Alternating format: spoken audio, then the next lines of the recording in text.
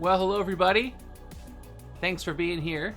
It is Thursday, June 4th, 2026, and it's time for more Marvel Legendary Randomizer. I appreciate your patience as I've been away for a little bit. It was just kind of a perfect storm of, technical difficulties combined with just finishing up my term of school right now, plus just getting really sick for a week. Just it all happened at once. But I should be good now with all of those things, and I am ready to play some stuff. So happy to see so many of you here. Here's the agenda for today. We are going to play our randomizer game, and we're going to go over the results of the now 3 weeks ago game that we played and see how you all did. But I do have some other things going on here. Number one, the spring tournament has concluded. Again, amazing work by Kyla for basically running that whole thing. The only involvement I had was just some technical support behind the scenes and some help on maybe designing one or two of the setups, but otherwise it was all Kyla. So if you had any kind of fun with the tournament, give him a big thanks. He is here in chat, and he's going to be going over some of the special awards for the tournament, some of the just for fun things like who rescued the most bystanders, who pulled the most master strikes, that kind of stuff. And I think he has some giveaways to do for the tournament as well. And that's just all going to be done here just for fun, but it's all going to be posted on Discord afterwards. Yeah, huge thanks to Kyla to keep that, because I absolutely did not have the bandwidth to keep that going this time. So huge thanks. There would be no tournament without him. He's also going to be running a solo one in the summer. And speaking of summer tournaments, I am running my Young Avengers League for 4 weeks this summer, starting in the middle of July. If you or you know somebody who has children, so anybody under 18 who plays Legendary, and they would like to compete in a very friendly and fun thematic tournament, I'm running that Young Avengers League. It's really cool. I make them very thematic and fun for the kids, and I try to incorporate some of their interests. I ask about that in the survey and try to throw that into the themes of the setups. So check that out on the Discord. You can look at the Young Avengers League channel, and it can be played by you and a child or two children together, often siblings, while you help them out. Anybody under 18 can play. And it's super fun every year. Hopefully, we don't have a lot of signups right now. Hopefully, we get some more, because it's fun for those kids to play against each other. They all sign up with pseudonyms, and they get to compete to see how they do. Okay, what else? You guys have hype trained. Thank you. What was I going to talk about? Oh, yes. I want to talk about some DC Legendary. We got a lot of DC Legendary reveals. And I want to talk about those in case some of you haven't seen those yet. It's really exciting. So we have, if you don't know what's going on with the Legendary ecosystem this year, we have 2 big releases coming out. We have Legendary 2nd Edition. Actually, I can just pop this up right now so you can see what in the world I'm talking about. I'm way zoomed in on this, by the way, because I wanted you to be able to see the cards a bit more clearly.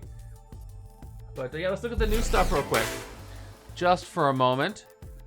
All right, so yeah, we have 2 big core sets coming out this year. It is DC's Introduction to Legendary, designed by Devin Lowe, who designed all Legendary itself and all the Marvel sets. And then, of course, we have the Marvel Core Set 2nd Edition. I should probably update this image as a better quality image of this set.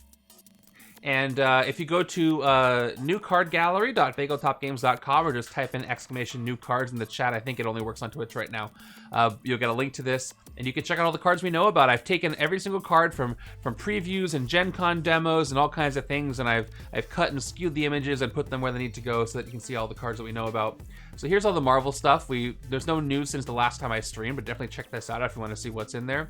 We got some DC news. I've been populating this this week. Upper Deck has decided they're not really doing any blogs or streams right now on Legendary. Most of what they're doing is social media posts, and that's where we're getting this stuff. So just some updates. Let me go ahead and zoom in so we can really see what's happening here. So we got a couple of things I'll go through quickly. They just showed off Epic Captain Cold recently. He does some really cool stuff with his... and by the way, I'm much more of a Marvel person than a DC person, so if there's folks in the chat who are much more DC knowledge-minded, correct me or let me know if I'm missing a cool detail about the theme here. But he freezes people. So he turns the heroes face down in the HQ and freezes them, kind of like the kiln scheme. And we got to see his art. His art is very cool, literally. Let's look at what else we got. So there's Joker. We know about him. We got our first look at this new scheme, Corrupt the Leaders of Gotham City. This is a cool one. It kind of reminds me of the Put Humanity on Trial. So the twist is, if this list statement is true, you stack the twist. So you got to control different things on different twists, and you lose at 5 corrupted leaders. Very legendary, very great. We got some villain groups here. Some art on these we hadn't seen before, including we got Two-Face's rules text here. He asks you to flip a coin when you fight him. And if you get heads, you inspire hope and you KO one of your heroes. And if you get tails, you inspire fear and KO a bystander. He comes back into the city. So you got a 50-50 shot at taking him out, which is perfect. And I'm sorry about all the spreadsheets, Kyle. I hope I set them up really well for you. We got a very blurry look at Gorilla Grodd from Legion of Doom, but we have a really cool look at Bizarro. I love Bizarro. I'm just going to read his whole card text. It is fantastic. This is I see Devin's design all over this. Bizarro enters the city from the left side, potentially pushing other villains to move right and or escape off the right side. Ambush. Instead of Inspire Fear, it's Reduce Hope. This turn you fight using Recruit and Recruit using Attack. Escape. Each player gains a 0-cost card from the KO pile instead of KOing a 0-cost hero. So it's all backwards. Avery, if you actually look in the Discord, I did a rundown of how many sheets it is in the workbook. If you want to find that, I kind of laid it out. And it's even more now. But it's just built up over the years. Off the cuff, I agree. The schemes having unique art is fantastic. I hope that is a trend that continues going forward. And then we got to look at the Manhunter's Henchman villain. Cool, it's got an ambush that discards a card, and then on the fight, in addition to the KO, you draw cards, so you kind of make up for that when you take them out. So that evens out and gives them the 1 VP valuation there. And then we still haven't seen any Aquaman. He's on the box. I haven't seen him. We know Batman's full hero set. It's really cool. Just a brief overview. He draws a lot of cards. He transforms into the Dark Knight. He ramps up on Fear. He has From the Shadows that you draw 2 now or draw 2 later. Batarang kind of comes back kind of like a mix between Teleport and a Thrown Artifact. And then his Rare, which has a promo version if you order on Upper Deck. You can Inspire Fear and gain a sidekick and then ramp up for the Fear. So he draws a lot of cards. He has KO power. He has Recruit that can go away early on. He ramps up on the Fear, which is the villains are going to ramp up on anyway. He looks very, very cool to play. We got to see Flash's Rare, which is discard a number of cards, draw that many cards, and he lets you take an extra turn if you haven't done that this game. I look forward to seeing what his other cards do. We got a hint that one of his cards does transform. I think it says transform into Fastest Man Alive. We haven't really seen what that is. Some clips of Green Arrow. We don't know what this card does. We don't really know what this card does, but he does have a transforming Rare. Yes, you have to say I'm Batman when you play those cards. These were cards overlapping the cards, so that's all we know. But Oliver Queen transforms into the Emerald Archer. And it looks like it does some top deck stuff, which is interesting. And then no new Green Lantern info. We got to see Hawkgirl for the first time here. She's got KO stuff and Resurrection stuff. One of my, again, Devin's signature here, one of these titles, Mace Meet Face, is a wonderful classic card name. And then she does some kind of regeneration here. I look forward to seeing more of her cards when they're not covered up. We got to look at Martian Manhunter's transformed Rare. He inspires Fear.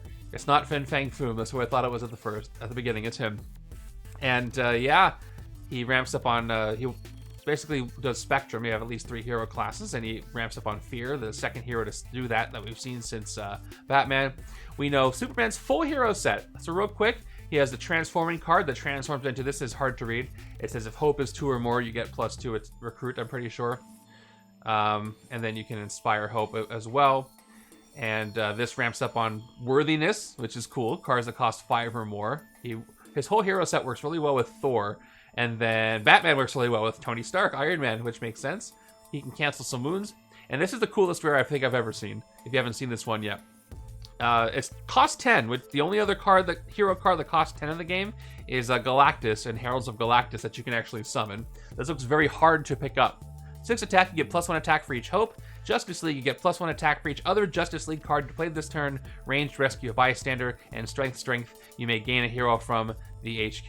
It is absolutely bonkers, and as it should be. Rares can be kind of wild like that because they're a rare. It's so much fun. We got to see Wonder Woman's Lasso of Truth. A little bit different than what was reported at Gen Con. It might have changed. Its instincts say whether the top card of a villain deck is a villain or not, then reveal it. If what you said was true, you get +2 attack. And she does some top deck stuff. She doesn't really do the fear and hope stuff.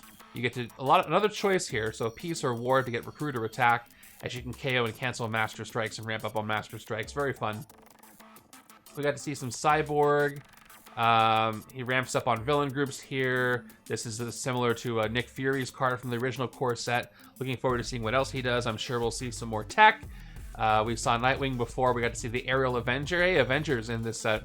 And he ramps up something on every 3 cards. We'll have to wait to see what else he does. We know Starfire's full hero set. I actually assembled this Starbolts card from the mock card I typed up, the art from the promo I put over here, and I did the overlap just for fun, and then I added the flavor text I saw in a different image, so we now can see the full Starbolts card. What's interesting about Starfire is she is... her whole hero set seems to borrow the most from existing Marvel cards. For example, Fountain of Energy is 1 attack and draw a card, very similar to Captain Marvel's common. That's exactly the same, except Captain Marvel is also a strength card, also similar to stuff like Emma Frost. Starbolts is identical to Iceman's Ice Slide, and her rare Burning Rage is identical to Drax's double the attack you have, but they're all put together in a different way to make it thematic for her. And then, of course, these are unofficially combinable with Marvel, so reusing stuff is less of a deal, I think. And then Caught Between Two Worlds is a brand new card, lets you either inspire hope or fear, which is versatile depending, if you're building a Superman build, you might want to take advantage of the building inspiring hope, and then again, Batman, might want to inspire fear, so she's versatile with the other heroes there, which is cool. I do agree, I love all the choose ones in the cards. It makes it more fun for especially a core set where you have fewer keywords. There are some, you want to keep it simple, but choose one is a pretty simple thing for people to understand. And then we did get a reveal that Black Canary is the next hero in this set. She is Birds of Prey affiliated, and the only other cards to be Birds of Prey affiliated in this set are the Officers, which are actually Oracle. They're not called Officers. And right now it's just 1 attack, and then range you get +2 attack. Looking forward to seeing what else she does.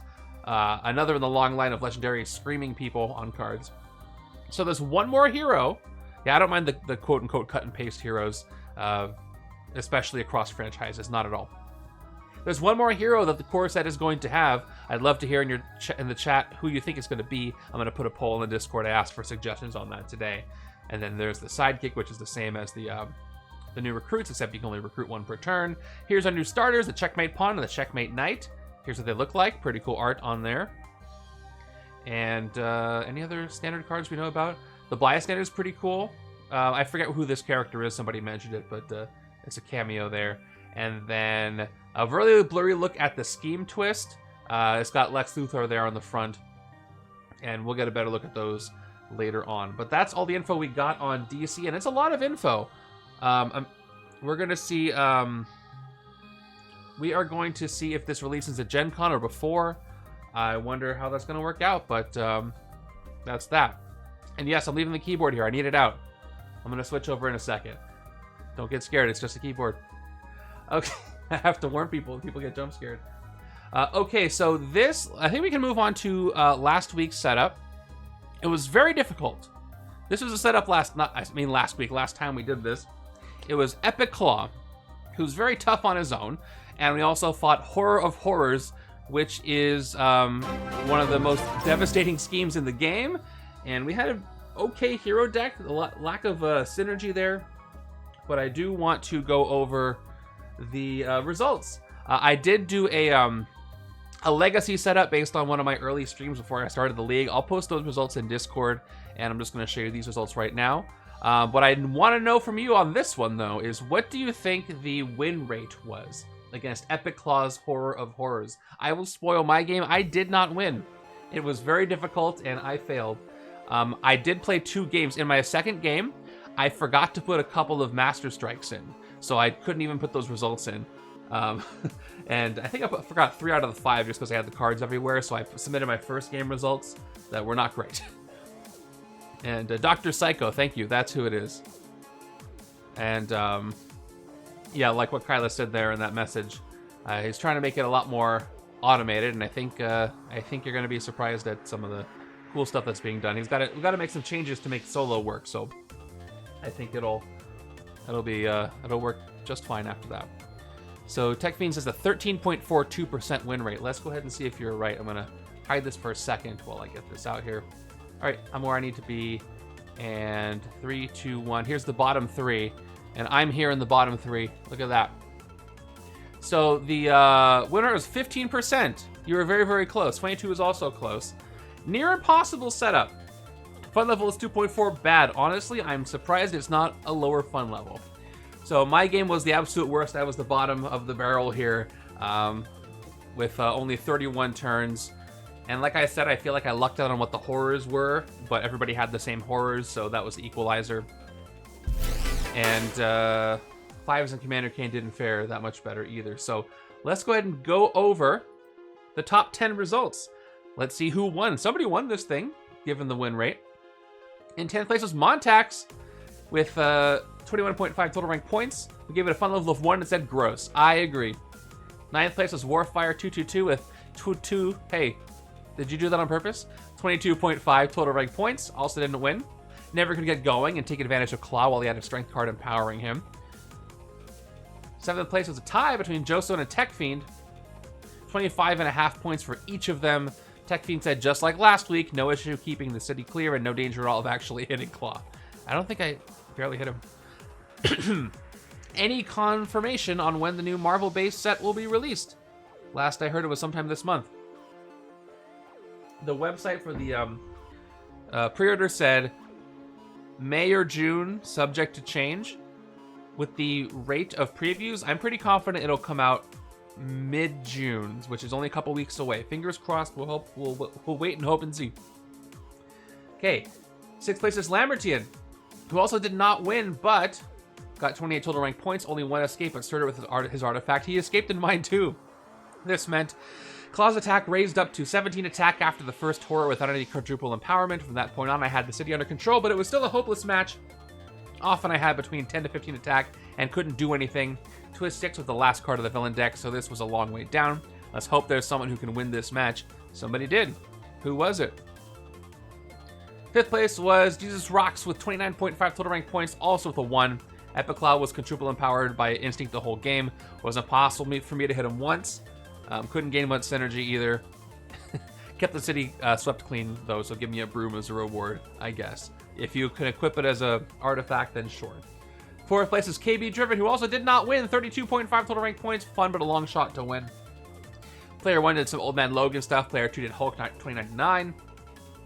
Was able to get the HQ limited to just Daredevil's Rare empowering the Mastermind, but was too slow to be able to stop Epic Claw. The Epics are no joke. That's why they're the Epics. Our top 3, our 3rd place winner is somebody who also did not win the game. Savage Teddy Bear with 36 total rank points. Was 4th place in points per turn and 3rd in turns. No comment, but still didn't win. All right, how many people won? 2 or 1? Well, 2nd place is a win. It was Red John, one of the only winners of this setup. 46.5 total rank points. 1st in turns, 2nd in points per turn. Very, very close. Lots of wound, KO'd, and undercover. No more heroes went off a couple times. Layla Miller was sacrificed to change the color to attack on convert matter to sound. That's a really brilliant strategy. And 1st place, who I assume also won this game, was Rio Firestar 19 with 47.5 total rank points, 1st across the board. Gave it a fun level of 4. This took forever. Got Hulk's rare early, and it was just a matter of time for it to start going to insane numbers. With how much attack Claw had due to his epic side on the Tyrant Mastermind Horror, meant that it took quite a while to even put a dent on him. Thankfully, I managed to scrape off the win. There was also lots of KO power that enabled Hulk's build to work properly. Right side didn't do much, sadly, tough game. Kudos to you who won this game. It was very, very difficult, and to everybody for playing. If you look at this game and you see Epic Claw's Horror of Horrors, it takes a special kind of person to even take the time to set it up. So kudos to all of you. Thank you for playing, and sorry it took so long to reveal these results. However, we have new stuff to do. Time for the new business. And I'm going to be drinking a lot of water today because I'm still not totally recovered, as you can tell. So bear with me. We'll get it through. And yes, like you're all talking about, I do hope that the game releases this month. We've been waiting for it for a long time. I would love to do a big stream on it. I have in my long list of things I want to do. There's how to play legendary videos I wanted to put out there. And I've been waiting for something like second edition to do that with, because it seemed like the natural place to do that. So maybe I'll be able to get those videos out. All right, time for a new setup. So what I want from you right now is put it out there. Who are you willing into my setup today? Who do you want to see?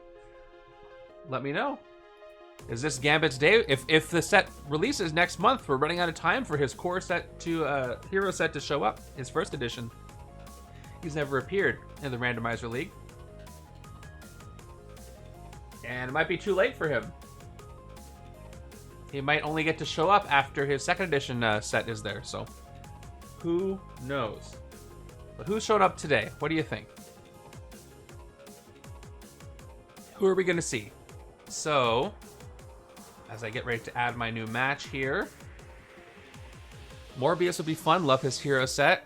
Squirrel Girl, especially if we get somebody like Dark Phoenix again. Captain Marvel. Mutant Liberation Front as a villain group. Quicksilver, Gambit, Odin. I think did we take Odin out already? I think we beat him in this second round. You're listed a lot of stuff. From Beyond, Celestials is always fun. I hope the Thor core does not show up, but now that you mentioned him, they probably will. Fountain of Eternal Life. Jessica Jones is the only other switcheroo hero, I believe so, but there are other heroes with Explorer now that can send heroes to the bottom of the deck. Spider-Man Noir to celebrate the TV show, sure. When I press this button, though, it's going to show. Actually, no. I'll just do it like this. All right, I'm going to randomize this thing, and then whatever I get, I'm going to play. So here is our new setup. Are you ready? In 3, 2, 1, go. Interesting. Zarathos' Secret Empire of Betrayal. What did I tell you you were going to do, Kyla? What did I tell you? I wasn't kidding. I wasn't kidding when I said that. This is what happens when you show up to things. So I'm going to go ahead and get these cards. Now would be the perfect time, since you got that win there. If you want to start doing some special awards, whatever you want to do, please watch Kyla in the chat. And I'm going to grab these cards. This should be an interesting one. Stingray, huh? All right. Where is Zarathos?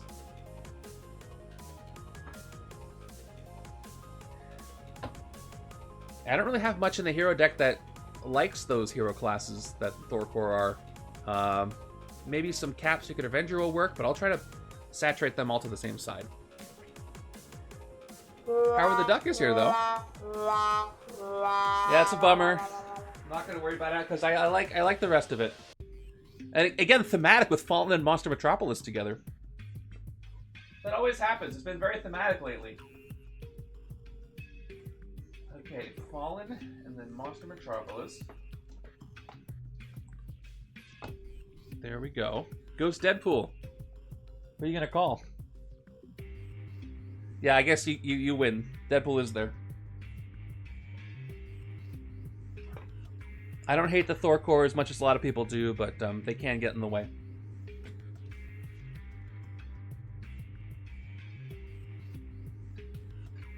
All right.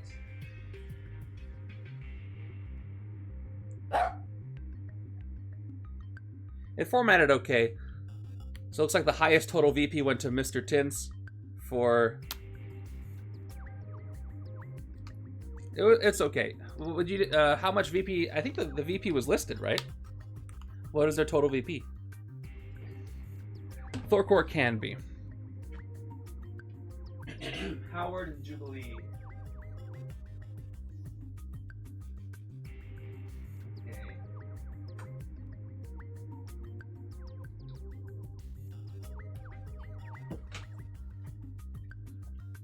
Jubilee is very fun and very good, but you kind of have to lean into her if there's no other light show heroes, and there aren't.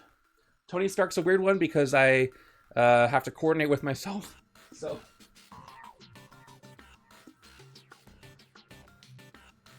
Stingray and Tony. At least those two will work okay together.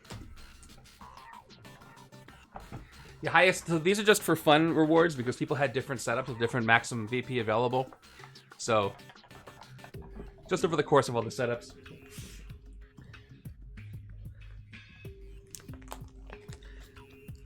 Okay, let me grab the scheme.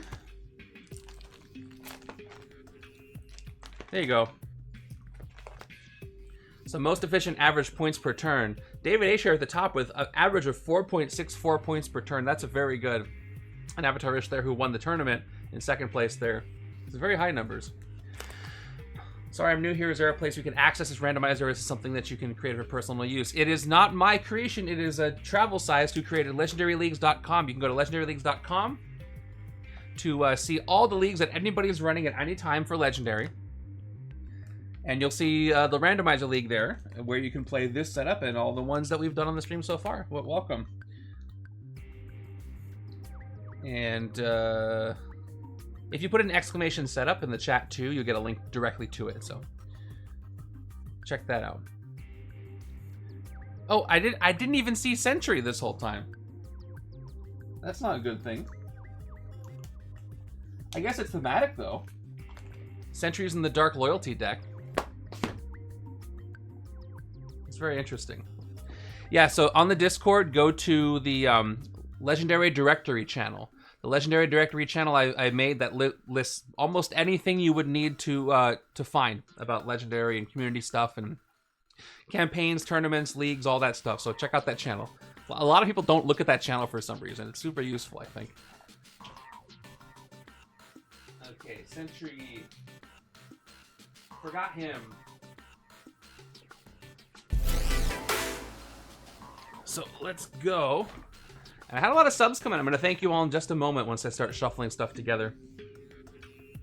Yes, you can do your own collection campaigns. You can do your own cool stuff with that.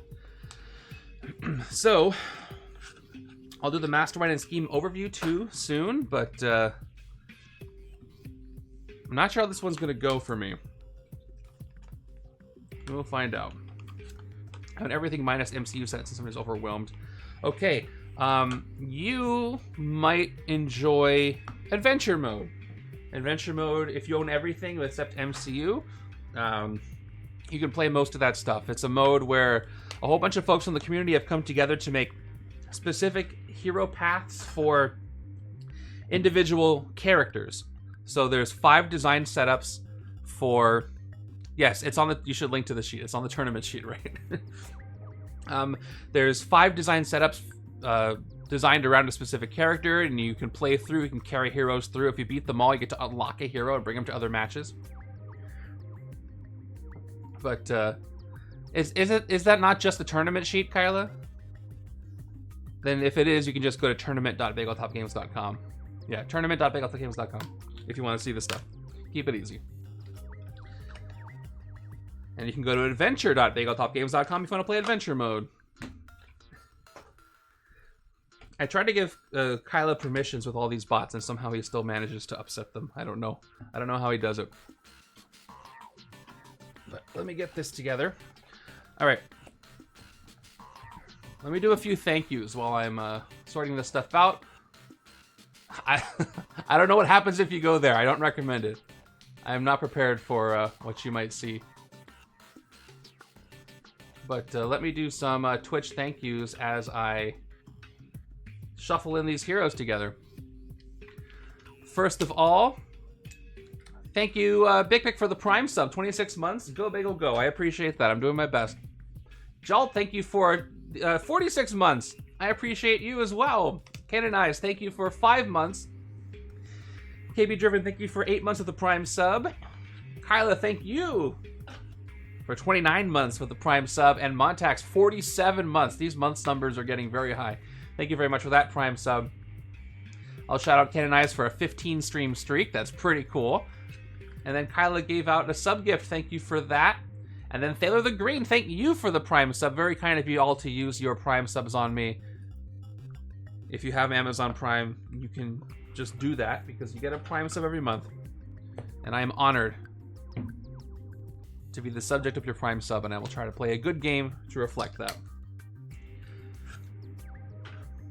If anybody's watching and wants to know a little more about the heroes or villains or whatever I'm using in this setup, if you're not familiar, I could talk about those. You'll see them in action, but there's some interesting stuff going on here. Thank you for the water. I'm gonna need a lot of it today. Let me do my Mastermind and Scheme overview real quick while I'm shuffling things together. I'll leave the setup up because I can, even though I'm putting the Mastermind right here. So the Mastermind today is one of my favorites, Zarathos from the Midnight Sunset. Sounds like I said Midnight Sunset, which sounds beautiful and wonderful, and that is not what he is. The giveaway's ready to go. Awesome. Maybe after I give the overview, you can do that. Be a good time. There is one in progress in a custom set by Unknown City, who's working on that right now in the Custom Legendary Unity Guild. Another thing that's going on the Discord. The design is really cool. It's actually featured this week as this week's featured project. I've left some feedback on it. There's a Howard the Duck project by Unknown City, so go check that out. Anyway, Zarathos always leads the Fallen. His Master Strike, if any heroes in the HQ are haunted, each player gains a wound. Then if Zarathos is not already haunting, he haunts the highest cost unhaunted hero in the HQ. Haunted means those enemies basically take over the spot of where a hero is in the HQ. I'll talk about what that means in a little bit. Yeah. Oh yeah, you got beaten down, Mike H, from the villain's favorite. So that's the Mastermind, and the scheme is Secret Empire of Betrayal. Set up 11 twists, randomly pick 5 cards that cost 5 or less from an additional hero, shuffle them to form a Dark Loyalty deck. Now what's funny is, I'm sure it's not intended this way, like, do Sentry's transformed cards count? I know they don't, but rules as written, I can see how somebody could say they do, which is very funny. So I gotta go with Sentry. I gotta pick 5 non-transformed cards from him and make the Dark Loyalty deck. Let me pause and do that right now before I move on with reading the rest of this. Sentry's got some really interesting cards. Gaining his heroes, especially when there's no other transformed heroes, and especially when his entire hero set isn't available, is interesting. So let me see if I get ones that cost 5 or less. So there's that one costs 5 or less. That one does not. That would have been funny though. So that one does. That one does. That one does. And that one does. Okay.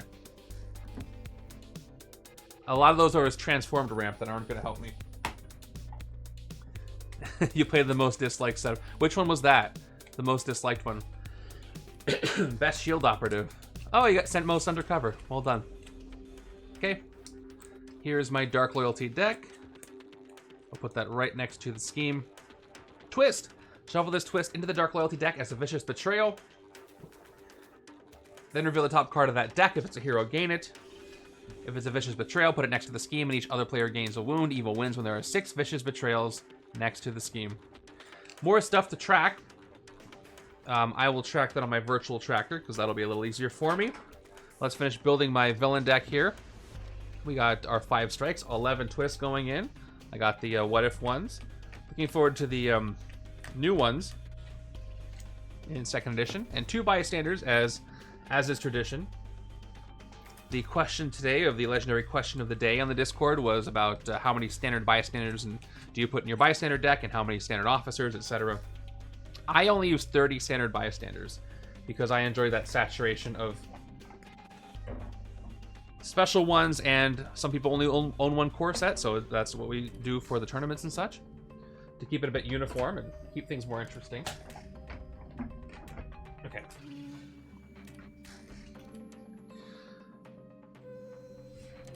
Yeah, so I worked with Kyla after there was kind of a rough week, and we worked together on designing a system that, without explaining it too much,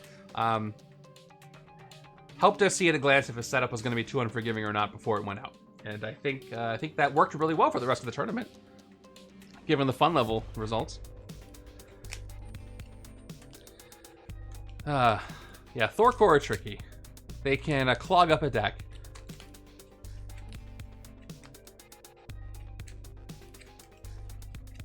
So we'll see how that goes for me. Okay, we got our Dark Loyalty deck. Let's go ahead and type in the things that I need to track. So we have 11 twists. Here we go, out of 11. 5 strikes is normal, and then we're also going to track Vicious Betrayals. I forget how this scheme rated on fun. I think it did okay. It's from this shield set. And out of 6 vicious betrayals. Did I spell vicious properly? I did. It just looks weird when I typed it like that. Alright. We're almost ready to actually play the game. If you play Legendary, you know that's a common thing you might actually say. Does anybody think that 2nd edition is not going to release this month? Somehow I think it is. I think we're gonna get the release date like the week of, and then it's gonna release. They're posting a lot of DC stuff. I think they're ready for 2nd edition to release. And my birthday is the middle of this month, so we'll see if it releases on my birthday. That'd be funny. Maybe they will do that on purpose. Just kidding. All right. Again, if you want to play this, you can do it right now. Just go to Legendary Leagues. You can find this, or league.bageltopgames.com, or just type an exclamation league or exclamation setup in the chat, and you can see that. I hope those who are not in North America, or even not in America, because Canadians have a hard time getting this stuff too, will have access to getting this. Silksong was great, though. I think it was worth the wait. And they're an indie company. Are there indie companies? I guess, yeah, there's indie board gamers. I wouldn't consider Upper Deck an indie board game company at all. It was great. I've been playing... so when I was sick last week and really couldn't do much else, I jumped back into Breath of the Wild 2 Tears of the Kingdom, the Switch 2 edition. And man, that game is fun. I don't know why I stopped playing. I mean, I do know why. I got really busy. But I didn't even scratch the surface of stuff in that. So I'm glad I got to have time to go back into it. Okay, you are Citizen 51. Thank you. As hard as the earthquakes draining the ocean with all the cloning and pushing was still a lot of fun. Would have been better outside of an early tournament round. Yeah, I see how the juxtaposition and timing is a big part of that. I checked the hero's path in that in the game, and I realized just how much of the map I had not gone to. Okay. Enough talking about other stuff. We have Legendary to play, so let's play some Legendary if that's what you would like to see. What do you say? Our starting HQ. Oh, my starting hands. 1 and 2. There's always something else. Yeah, go ahead and do the giveaways right now. While I get my starting hand shuffled up. So Kyla's going to run giveaways for the tournament. If you played in the tournament, I believe the rules are if you played all 7 weeks, you are eligible. And you don't have to have performed any one way or the other. You're in the drawing. And I believe we're doing the rule, though, for certain things that we're giving away specific sets to people who didn't report that they owned them. So that they go to folks who don't have the sets.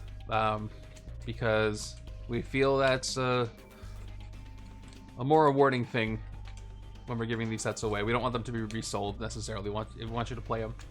And some people, generous people who give away stuff feel the same way too. And anybody who did the giveaway I did a bit ago, I still have to send those out. I did warn everybody that it would take a while, given all the stuff that was going on with me, to send those out. But now that I'm on summer break, should happen pretty soon. Yes, you have to play all 7 games. You have to have played all 7 games and not own what we're giving away. We got a small box expansion coming up first. Exciting. I'm not involved in any of this, by the way, so I'm hearing some of this for the first time. And he's going to post this in the Discord, too. You don't have to be here present to do that. I got my starting hand ready. Very grateful for when we're able to give away stuff. So 3141592AB has won a small box expansion. What set is it? Let us know. Oh, it's a 5 and 1 over here on the right. What did I get on the left? Another 3 and 3. That's been happening to me every game. Oh! Player's choice. A small box expansion of your choice. Interesting. Now we're spinning for a Stan Lee promo. If I'm reading that right. Let's see who's starting in our HQ. Hey PhD and Edited Mist have won a Stan Lee, a coveted Stan Lee bystander. Now you're one of the few who own one. We've got a Bold Leadership cap. We've got Sting of the Stingray, Stingray. Second Stan Lee promo is going to somebody. Light a Spark Jubilee. Traveling Companion Howard the Duck. And Bold Leadership cap. Almost everybody is here except for Tony Stark. He is running late. Cold Vein and Raji have won a Stan Lee promo. How exciting. I don't know how many of them are here, but it's fun to let us watch anyway. Okay, I'm gonna start. You just keep doing giveaways. Set of travel-sized Extra Life promos. Yeah, there's a lot of early recruit, which is I didn't even see that before, but that's very good. So, cast Bold Leadership. You get +1 recruit for each hero class you have. I'm gonna try to.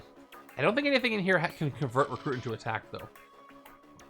No, I haven't done those in a while. We just kind of talk about it in the chat anyway. So if you want to let me know if you think I'm gonna win or lose this, we can just casually mention it. Candace and Mama Bird have won a set of travel-sized promos. Let's see who else wins one.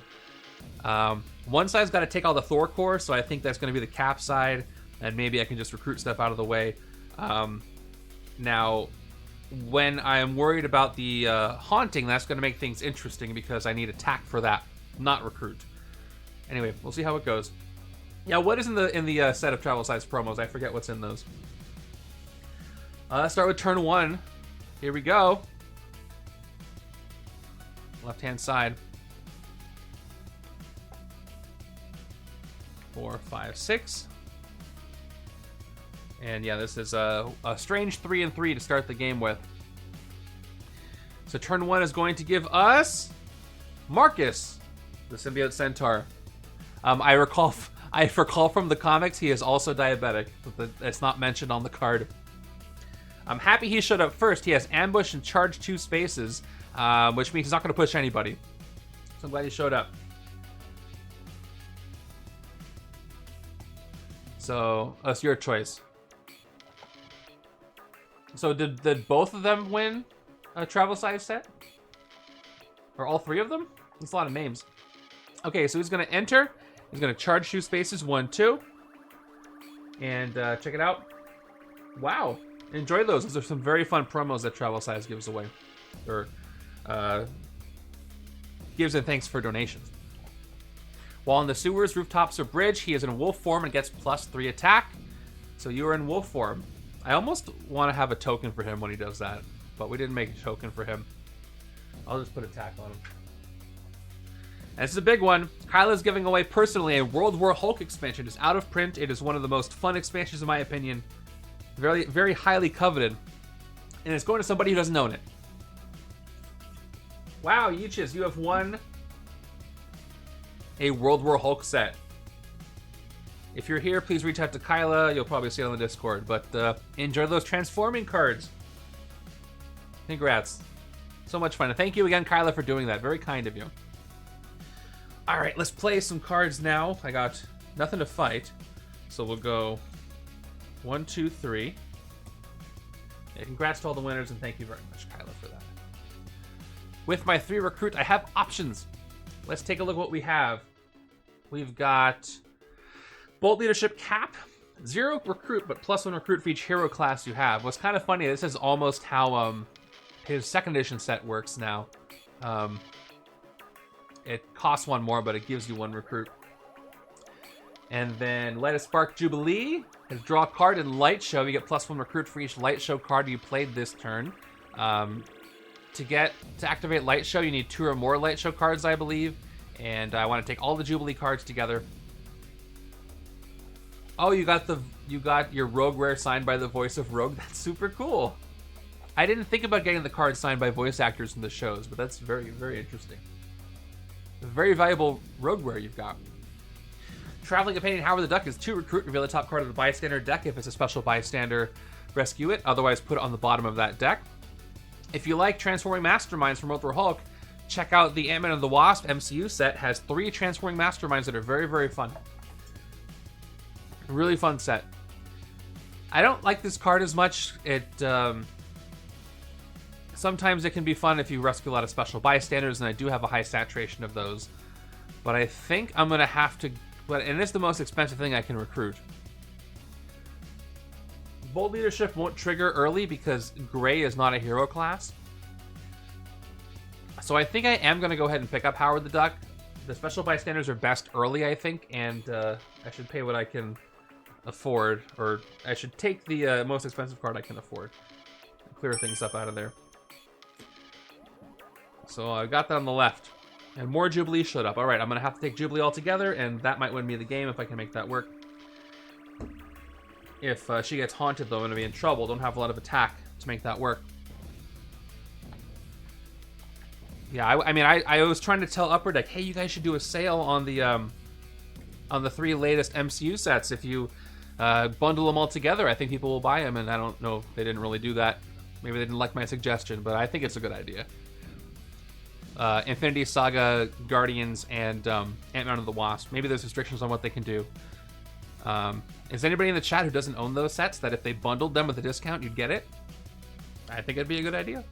Okay, next one is our first Game Twist. So here we go. Shuffle this twist into the Dark Loyalty deck as a Vicious Betrayal. I will do so. Hold on. Do I have tokens for this one before I do this?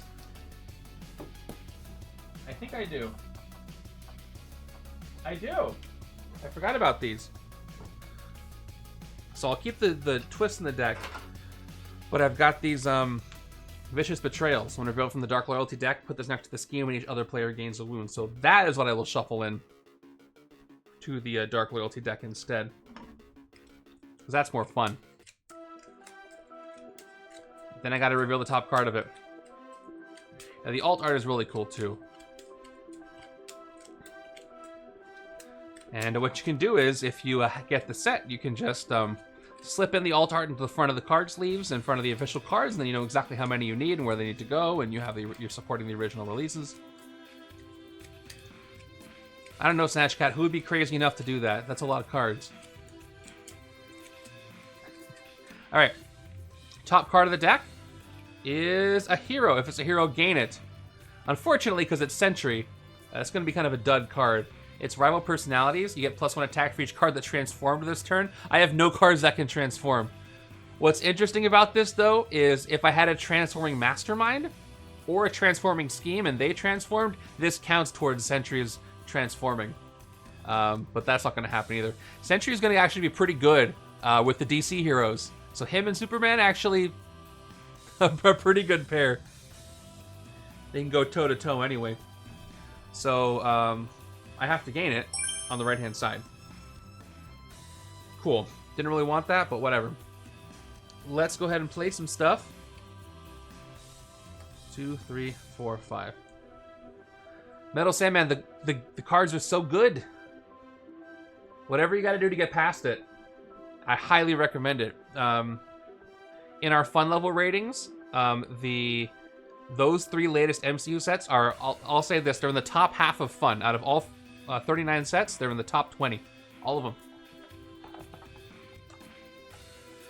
Alright, I got 5 recruit, and check out what I can get. I can get 2 things. I can get Sting of the Stingray Sting, 3 recruit, excessive violence. You may KO one of your cards or a card from your discard pile. We've also got Jubilee's Unexpected Explosion. Light Show, look at the top card of your deck. If it costs 0, KO it. These are both really good KO cards. Excessive Violence, you want it in a deck with a lot of attack so that you can have extra attack to spend, but you do need stuff to fight to make this happen. And if villains come in and need exorcising, you can Excessive Violence the exorcises. And an early Jubilee deck will take me pretty far, especially if I can KO with it. So I think I'm going to go ahead and pick up Unexpected Explosion.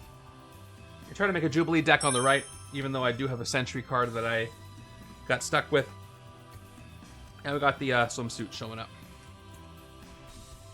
By the way, thank you all for being here, especially as I've been away for a little bit. It's so nice to have our little legendary community out having fun around this game. Especially since there haven't been releases for a while. I know that's been kind of a bummer for a lot of us and has slowed some of the momentum, let's say, on a community side of things. But we're getting through it, and we got some good stuff coming this year. All right, turn 3. Another twist. All right, we got another Vicious Betrayal getting shuffled into the Dark Loyalty deck. And then you should totally do what Nightbot says there and join the Discord. That's where everything happens, where the magic happens. All right, top card of the deck is another Rival Personalities. I'm going to gain this one on the left. Again, not really going to do much for me. And those Betrayals are going to show up soon, but at least it's not sticking me with early wounds, and I'll be thankful for that. So here is my 5 recruit that I got from having the 3 and 3 earlier. And now I'm going to take Stingray, and I'm going to try to make this side the side with a lot of attack, if I can, so I can use this to thin my deck a little bit. Maybe I can turn it into a tech deck when Tony Stark shows up. But one of these sides is going to have Thor core, so we'll see. I'm probably going to leave them in the city as long as I can. Luckily, we don't have an escape scheme. We have some Fallen that are going to start haunting. So I can probably leave them alone for a while. I got a Divided Cap with Battlestar. That's a new shuffle because it's turn 3.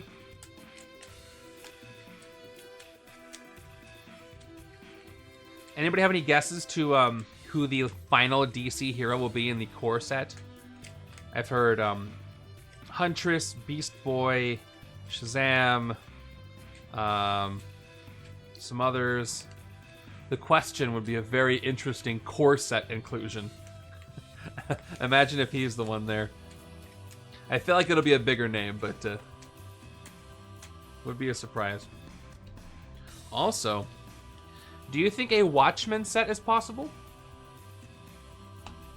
Like, legally possible? I don't know the details behind that. Turn 4. Wow, 3 twists in a row. Honestly, with this scheme, it's probably for the best, because I could have a run of no twists. And I don't twist out here, exactly twist out. I eventually do, functionally. But the first card wasn't a twist. The shuffle wasn't that bad. Okay, one more Vicious Betrayal gets shuffled in. Yeah, I'm not worried about the city. Early twist means, thematically, it means Zarathos' plan worked too well, and all the betrayals are happening before the enemies come in. It's kind of a calm about it, you know? Okay, another Sentry gets pulled to the right-hand side. No Vicious Betrayals yet. Oh, they did have a Watchmen expansion for DC. Okay, then I think it's more than guaranteed then. That would be fun. If I think Legendary DC is going to have a long life, so I think we'll see a lot of sets, a lot of expansions. I'm trying to get into DC so I can get more literate on it. By the way, if you want to join us watching all the Justice League animated series episodes, we're doing a weekly rewatch in the Discord. We just finished season 1. You can go back and catch up, or you can start with season 2. We're just watching along. It's free to watch on Tubi, and apparently I'm seeing a lot of characters that I'm seeing show up in the DC core set, so I think it'll prepare us for that set if you're not as literate with DC like I'm not. I watched it a long time ago, but it's been nice to revisit. Yeah, still can't fight anything because nothing's happened here in the city.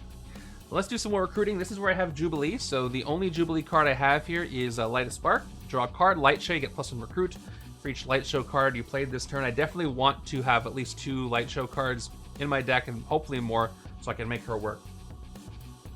So we're going to go ahead and take Light a Spark, even though I could afford a little more. On the right, only cost me 2.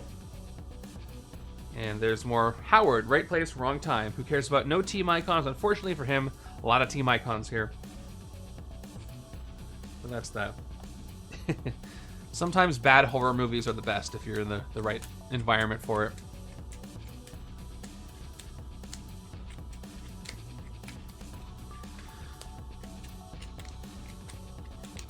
I'm in a good mood today. You guys are helping me. You guys are helping me make my good mood even better. I finished a year of grad school. That makes me happy. Made it through. It was a lot. And I streamed for most of that time too, so somehow I managed all that, and that was a good time. Now I have a nice break. Hopefully, I was hoping, well, hopefully, second edition releases before the fall. I think it should still be the summer. I haven't gotten into specifics about what it is, but it's been a lot of work. But I'm really glad I did it. It's just been really hard, but I appreciate it. All right, turn 5 is Patriarch from the Fallen. So he ambushes haunted unhaunted hero in the HQ that costs 3 or less, and then fight to reveal the top card of your deck. If it costs 3 or less, draw it. So we got to do some haunting, which is a fun mechanic. I appreciate that. Honestly, I don't know how I managed everything. It is. It's not something, let's just put it this way, it's not something even at the time when I started this channel, like 6 years ago, it's not something I thought I would do. So I shocked myself. Alright, an unhaunted hero in the HQ that costs 6 or less. Will they have a new music playlist for DC? I mean, maybe I should. I didn't think about that. Okay, so all of them do, except for Right Place, Wrong Time. Best to give them the cheapest one. So what we're going to do is put them over here under above bold leadership, and or under. I forget exactly how this works. Under, above. So the way this works is Captain America is now haunted.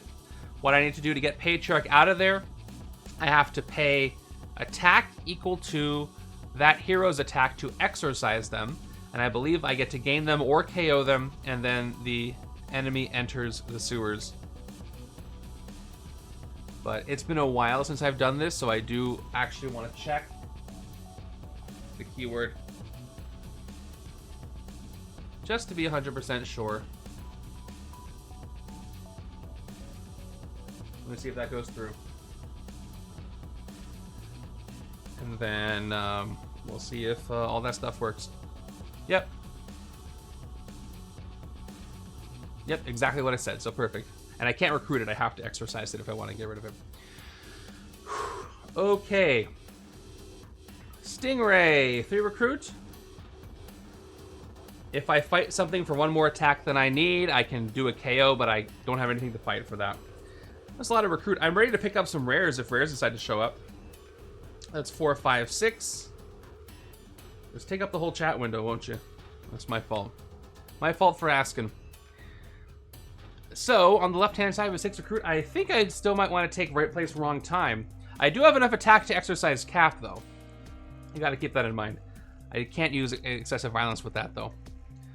This is probably going to give me only 3 attack unless I play standard sidekicks or more Howard.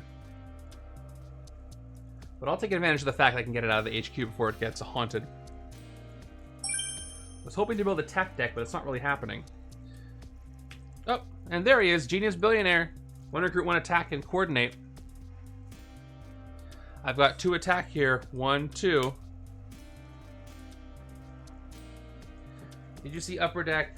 Hi. Did you see Upper Deck Board Game Enemies of Gotham releasing end of July? It has original art based on Batman the Animated Series. I did see that. They have their own game coming out. I haven't been that hasn't been on my radar, but it's I think the first thing they announced before Legendary DC. No problem. Take it easy. Okay, so I have 2 attacks. So what I can do now is I can spend that to exorcise Bold Leadership, which I'm going to do. And I'm wondering what I should do with it. So I'm going to spend the 2 attack to... I don't really have a good animation for this, so I'm just going to play the explosion. I will choose a player to gain this. I'm going to gain it on this side still, I think. And then Patriarch goes to the city. Yeah. A lot of Howard today. Got Rebel Without a Cause there. So there's that Sentry card. I forget. I think there's one of the transforming sentries in there, but I got most of the ones that that don't.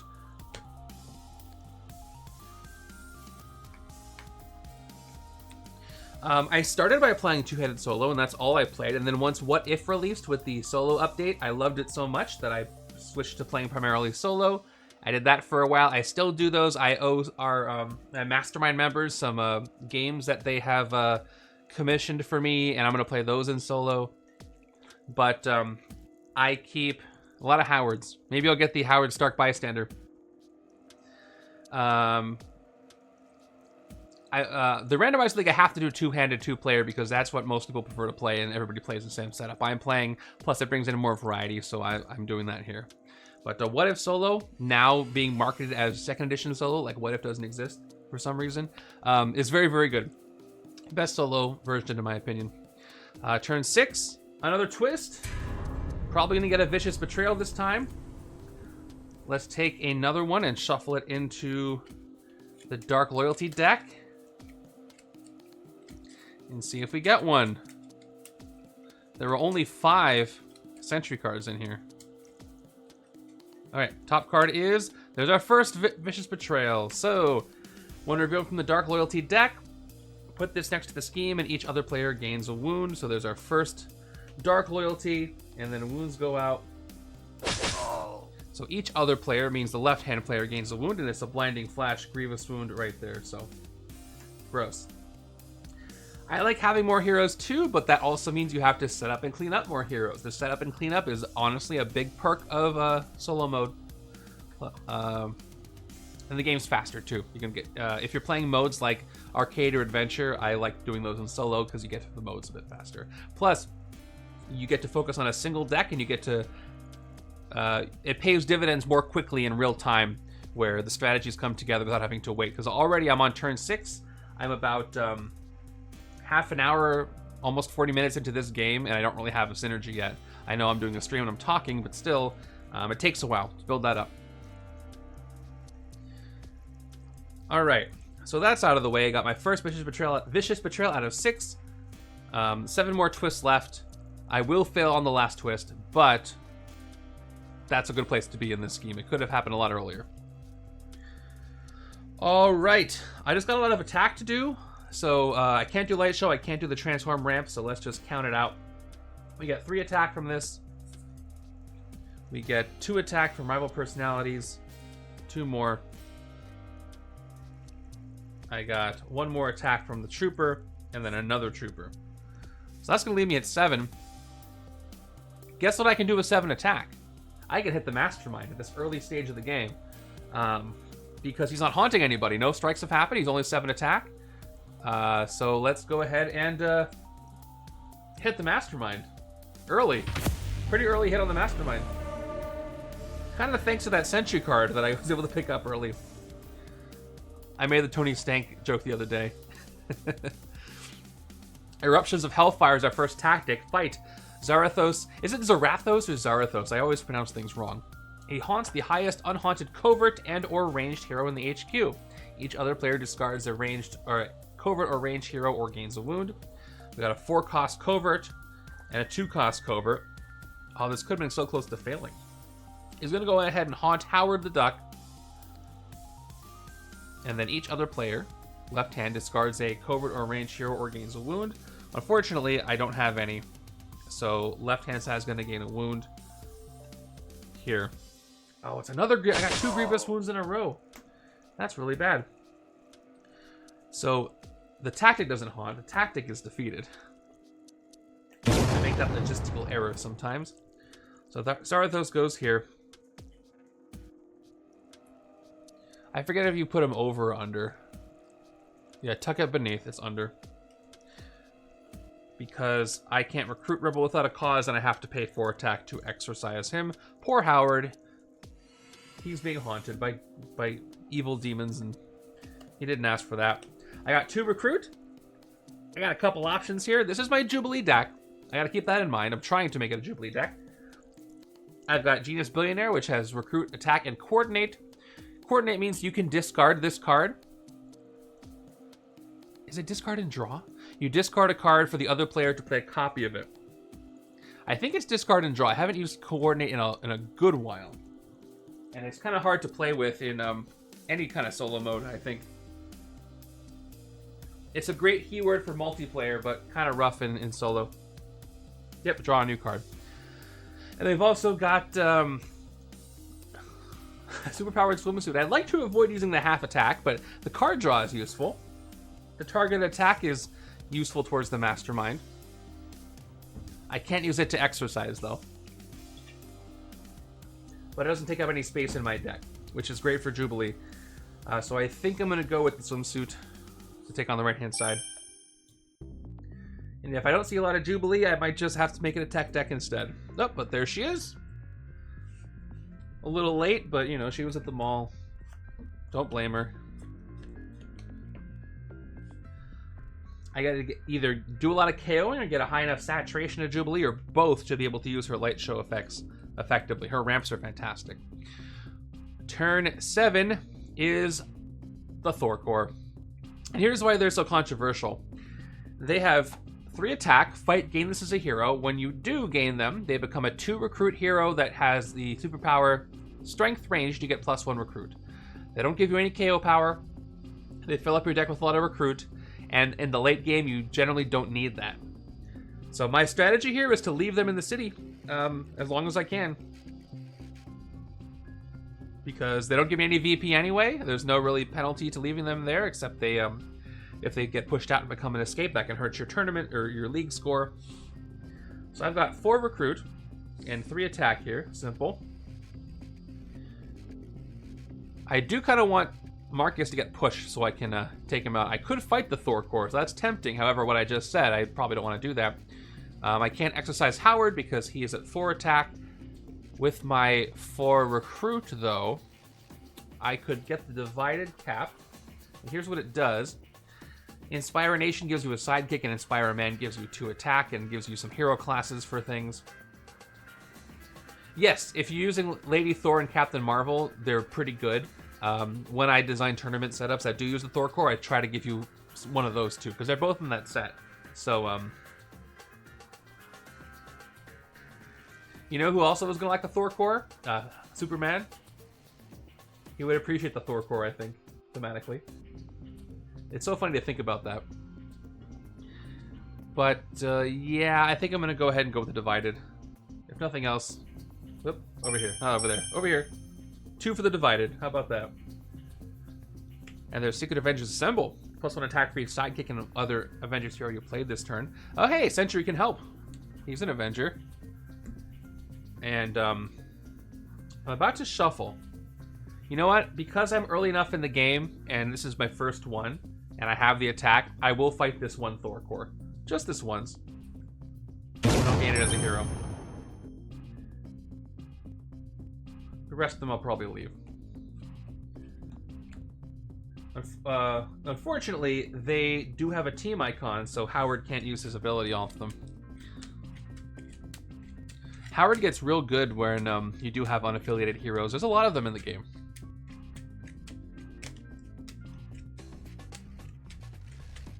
By the way, speaking of Captain Marvel, it'd be funny if you do a game with 2 Captain Marvel and then Shazam, who's also Captain Marvel. Do you know if Secret Wars Volume 2 is in print? I kind of want that time traveling Jean Grey. I can give my old box away. It is not in print, unfortunately. If you want to see a list of all the sets that are in print and not in print, on the General Legendary channel in the Discord, check the pins. I have a list of all the in-print and non-in-print stuff. Or you can just look at Upper Deck's web store. Sometimes things temporarily go out of print while they get restocked. Every week that kind of happens, but some are just kind of semi-permanently out of print, and that's unfortunately one of them. All the big boxes are. All the big boxes, and Spider-Man Homecoming, Captain America 75th Anniversary. I think that's it. And the Marvel Studios core set, and the Villains core set. I call those big boxes too. So yeah, those 2 core sets, all the big boxes, and the 2 small boxes I mentioned.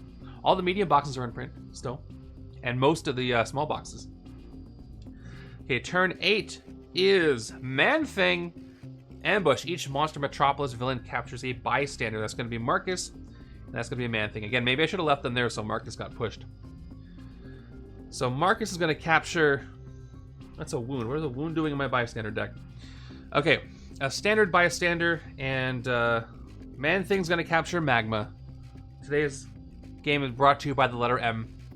And fight Fateful Resurrection, which means when I try to fight him, I check the top card of the villain deck. If it's a strike or a twist, he comes back into the city space. Or, no, not the city space where he was. Just re-enters the city, I think. All right. There's a chance I could draw another Jubilee card. I think there might be one in the deck still. I don't know. Lightest Spark is draw a card, so I will draw a card, and it is not a Jubilee. So no recruit ramp for me, but I do have 1, 2, 3, 4, 5 recruit, and 1 attack that I don't even know why I played. Let's get more Jubilee. I'm trying to make that work. Blasting Fireworks is 1 attack, draw a card, light show, plus 1 attack for each light show card you played this turn, which hopefully will be a lot more than 1. And in her place is Stay Out of Trouble, Tony Stark, coordinate and attack Danger Sense 2. Who's guilt-tripping Spidey there, like in the movie.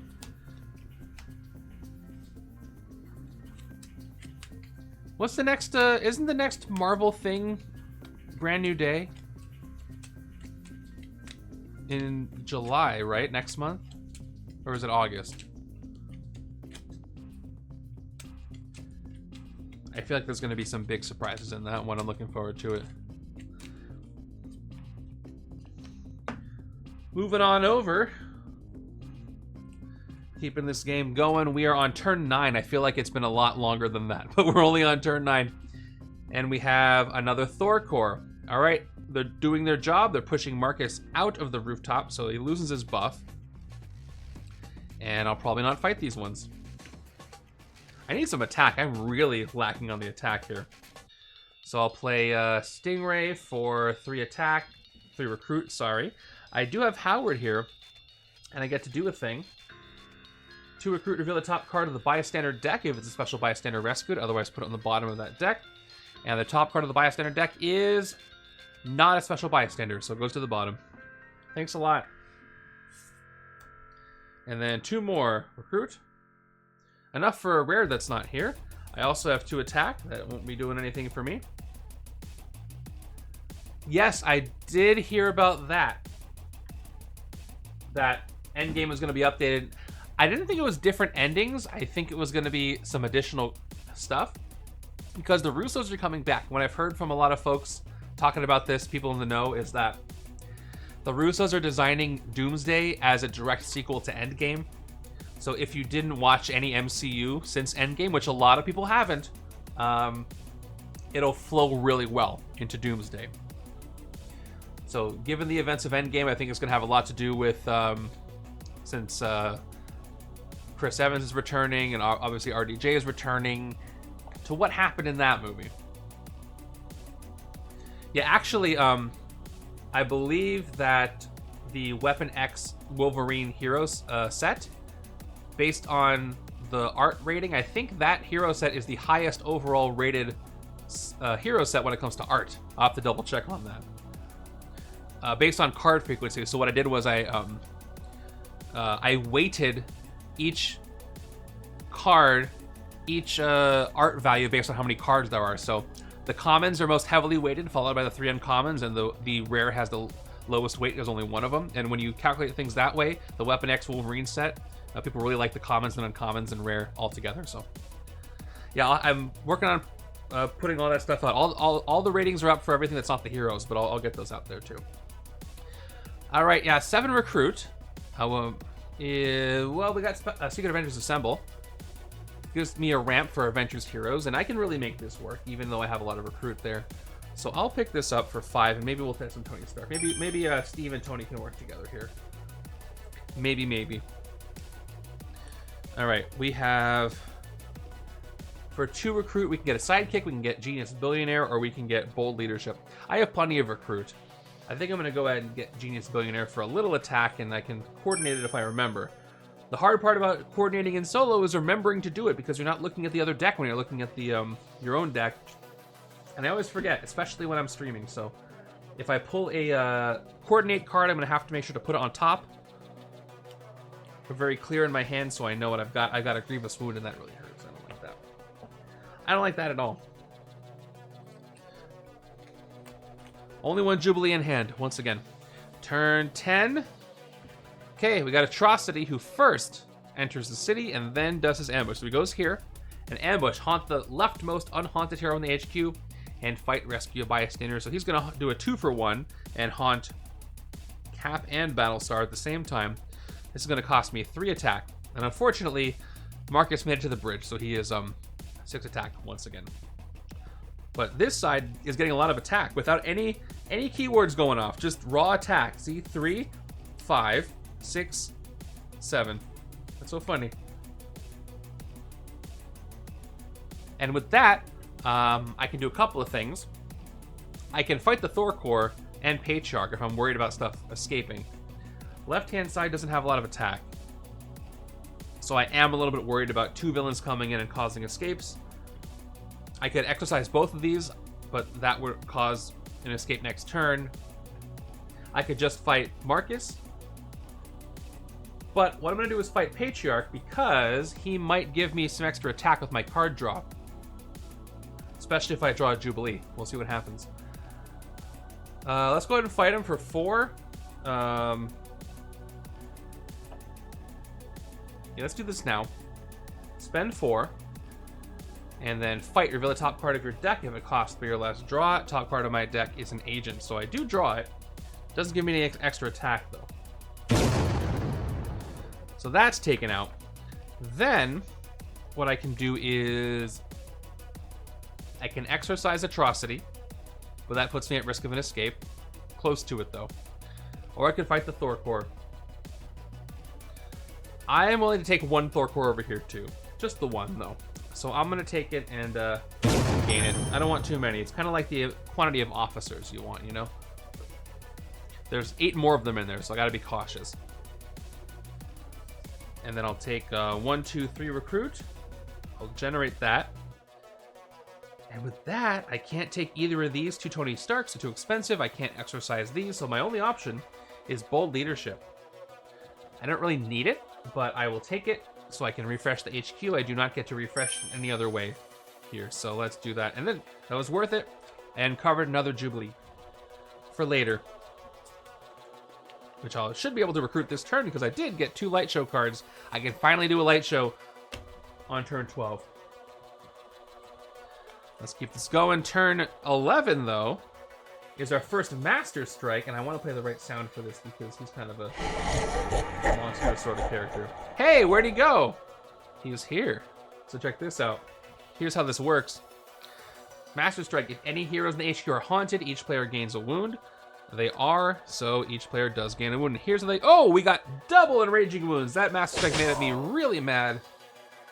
Double enraging wounds, Weapon X. Wonderful. Then if Zarathos is not already haunting, he haunts the highest cost unhaunted hero in the HQ. He was, so he just doesn't do anything else, but he helped me out a little bit with that. Love when that happens. Enraging Wound is one of my favorite additions to Legendary in the last 5 years of sets, I think. Well, I do have this Bold Leadership from Cap, but it's not really going to do much for me. +1 recruit for each hero class I have, and I have 1 hero class, and that is his own. So he is a shield agent during this turn. That is 1, 2, 3, 4. That's it.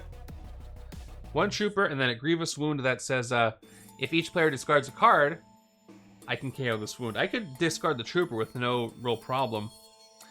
And I guess I could discard one of my agents. I want to pick up Jubilee's card here. It'll make it harder to do that if I discard. It might be fine, but I think I'm going to hold on to the wound for now. Alright, well, I can take more Tony Stark to attack to coordinate and attack Danger Sense 2. It will let me rearrange the villain deck a little bit, which could be to my advantage. So we'll pick that up. Again, I'm not really building the decks I expected to, but that's part of a deck builder. You gotta work with what you get. There's the Thor core, so a lot of recruit.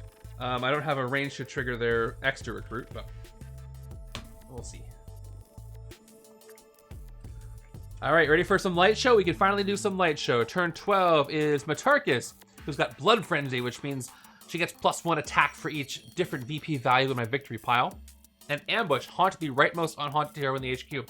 That's bad news for me because that means she's going to haunt Jubilee. However, the good news is I can now spend attack, which means I can do some blasting fireworks. So Matarkis is going to haunt Jubilee, and I'm going to save her with herself. I'm going to start by playing the swimsuit just to draw a card. I get 1 half attack. I'm not really going to track it because I'm not going to get another half attack. So I'm not going to worry about that. I'm going to draw Sentry. Okay. Nothing else happens for me there. I'll play a Sentry. Again, nothing is capable of transforming, so it's just a glorified shield trooper. 2 shield troopers worth, by the way. One of the best things about Jubilee's entire hero set is her delayed gratification here. So she draws a card, and Light Show is you can activate this later in your turn. So I don't have to worry about activating a superpower at the right time. I can just play this for 1 attack, I can draw a card, and I can worry about which Light Show I'm going to do later. A lot of haters on Light Show. I get it. With some of the heroes, it's hard to make them work, but Jubilee definitely exemplifies the best of Light Show. Lightest Spark is another draw card, and I get another trooper. And now I should probably activate one of these Light Show cards. So I either get 1 recruit for each Light Show card I play this turn, or 1 attack for each Light Show card I play this turn. But I can wait on that, because I can play my starters first to see how much I've got. I've got 2 more attack, which is 5, and I've got 1, 2, 3 more recruit, which is 3. Let's fish out these Jubilee cards so I can have them visible and ready. So I can get 2 more attack or 2 more recruit, basically. That's what I can do. And I'm about 99% sure that Light Show requires 2 cards. For some reason, my mind wants me to be 3. I think that's because of things like Outwit and Spectrum, but I'm pretty darn sure it's 2. Actually, I'm confident it's 2. So with 7 attack, I want at least 4 attack to get Jubilee out of here, which I can do. If I got... So you know what I can do? What I'm going to do is I'm going to exercise Jubilee first and then see what takes her place. If another Jubilee comes up, I'll probably want Recruit. You know? So we're going to spend the 4 to exercise Jubilee, and we'll gain her blasting fireworks, putting Matarkis into the city. And then, nope, no more Jubilee. However, 2 more attack will let me take out Matarkis, except for the fact that I have a Patriarch in my victory pile. So Blood Frenzy is going to put Matarkis up 1 attack. Actually, here's how I do that when the 2 sides are different. They're the same right now. I only have 1 Mastermind tactic on the left. So she is a universal 4 attack, no matter what. So nothing I could fight by getting attack. I could do another Exorcism, which if I do that, again, I'm at risk of an escape. I have lots of attack coming up, at least 5. I'm not too worried about that. Let's clear out some of the HQ. So we're gonna get 2 more attack by playing Blasting Fireworks, 1 more attack for each Light Show card I played this turn, and I think I have a special thing for this, if I am correct. It's just been a while since I've done that. Maybe not. I lost it. Oh, thank you for the water. I thought I had a Light Show button. So maybe I got rid of my Light Show button because I rarely use my Light Show button. Oh, no, here it is. Light Show activated. Totally worth the wait. Thank you for the water again. And I get 2 more attack. So we're going to go ahead and exercise both Cap and Battlestar. I'll choose a player to gain them. They're going to the left-hand side. And Atrocity enters the city. And I'll fight something to avoid an escape next turn, but I'm cutting it close by doing that. It's kind of dangerous to take that move. I have 3 recruit left. Coordinate is a fine card to get because I can just kind of mill it if I... well, to play on the other player's turn. I can't do it myself.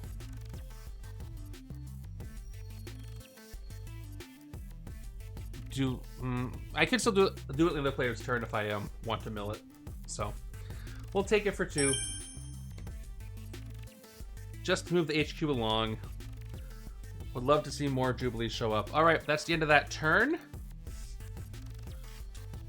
there's more fallen that could come in, but also I think there's some more charging that can happen, so I might have set myself up for failure there. Taking too many risks.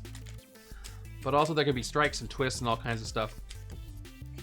I've saturated the deck, so chances are... Oh, nope, just one Jubilee. Just one. Really not getting those KOs to happen, right? Without KO Henchmen, you can see how that really negatively affects you. You're stuck with a lot of grays. Okay, another twist. I asked for it. I'll take it. Another vicious betrayal gets shuffled in. We're going to start seeing a lot of these. If I'm lucky, I'll get one more sentry. But what do I actually get? It is... Whoa, it's a vicious betrayal like I thought. Okay, this goes next to the scheme, and each other player gains a wound. So the wound going out to the right-hand side is Sunspot. You're not a wound. I must have mixed these decks up. I gotta clean those out at the end of this. Subdermal Tracker. Speaking of Sunspot, you guys see the X-Men 97 Season 2 trailer? I am hyped for that. It looks so good. This first season was so good. Does that come out before Spider-Man? I forget when that comes out. I'm not good with release dates. Being a Legendary fan has trained me for not being good with release dates. So let's put that in the stack. There are 2 out of 6 vicious betrayals. And at least I didn't push anything into the city, so I can get some attack. So right place, wrong time. I might as well play now because I don't have any other cards without a TM icon. So 3 attack there. Followed by... Do I want to gain a psychic or 2 more attack? Probably 2 more attacks so I can fight stuff. And then recruit is going to be 1, 2, 3, 4 because I didn't play any range cards for Thor Core. All right. Blood Frenzy, like I said, is the same. I could fight Man-Thing, but Man-Thing might resurrect, which won't help me in the city. So probably the safest thing to do here is to fight Matarkus, especially before she gets powered up by more Blood Frenzy. And actually, her Blood Frenzy is a bit weaker because I did have the Thor Core here. They don't go to the victory pile. But I do get a KO off of this, so I will take that. We'll fight her for 4. Get her out of here. And... Nope, that was the wrong button. I guess I recruited her. And with my 4 recruit... I gotta KO one of my heroes. Get rid of these shield agents. And with 4 recruit... Poor Howard, he's still being haunted here by the Mastermind. I can't take either of these 2. It's pretty close, though. I guess I'll take another Stay Out of Trouble. I'm really gonna have to watch these coordinates and play them when I can. I don't think I had the opportunity yet. Just making super sure. And these rival personalities are generally not a good card, and they're even worse when it's literally impossible to make their ramp work. It's just very funny to me. It is very Sentry, though. He has, you know, great potential for unrivaled power, but, you know, it's just not happening right now. I kind of like that about him, even if he doesn't really work the best in practice. The theming is on point, I believe. Okay, Howard's back. We are on turn 14. We got 1 Jubilee card in hand. And we got another twist here. Once again, let's shuffle in a Vicious Betrayal. And see if I draw it. This could be the beginning of the end. Or it could be just fine and Sentry shows up. We got... Hey, we got Sentry. This is Agoraphobia card that transforms back and forth. This will combo with the other card he's got. But I do have to gain. I don't have a choice to give it to the side or anything, so that side gains the card. But there's a transformed ramp Sentry on either side, so... Was that all the sentries? I don't remember if it was there was 5. I think there might be 1 more left in there. Well, Jubilee does give me a chance to make Light Show work. She does draw a card. We'll see if I draw a Jubilee here, and I didn't. So it is not going to happen. So all we get are basically a starter hand. We got a 3 and 3 starter hand. And with that, I at least can fight Atrocity after Atrocity was exercised. The fight is rescue a bystander. So we'll fight for 3. Get a bystander, and that bystander is going to be a... Wow, a lot of standard bystanders today. Alright. Okay, 3 recruit. If I don't take this bold leadership, it's just going to be stuck around this entire time, so I might as well take 1. Could feel some more recruits, especially if I see Jubilee's rare. And then I won't have to use her recruit ramp on that. More cap has appeared. See, one of the highlights of solo mode is if Jubilee's in the setup, she's one of the only 3 heroes in most cases. So building a Jubilee light show deck is much more likely, much easier to do. In two-handed, you have to figure out, do you want to give one deck junk while the other deck is focusing on something specific? Can you make concessions? Which I do like the strategy of, but sometimes I just want to build good deck quickly, you know? It's almost like you're building a cube. You're drafting a cube as you're playing, which is kind of the point of a deck builder sometimes. Turn 15 is Ghost Deadpool. He's got Fight Fateful Resurrection, then Cross-Dimensional Deadpool Rampage, and Escape Cross-Dimensional Deadpool Rampage. That penalizes me with wounds if I don't have Deadpool cards. And I don't believe there are any in this setup except for this one.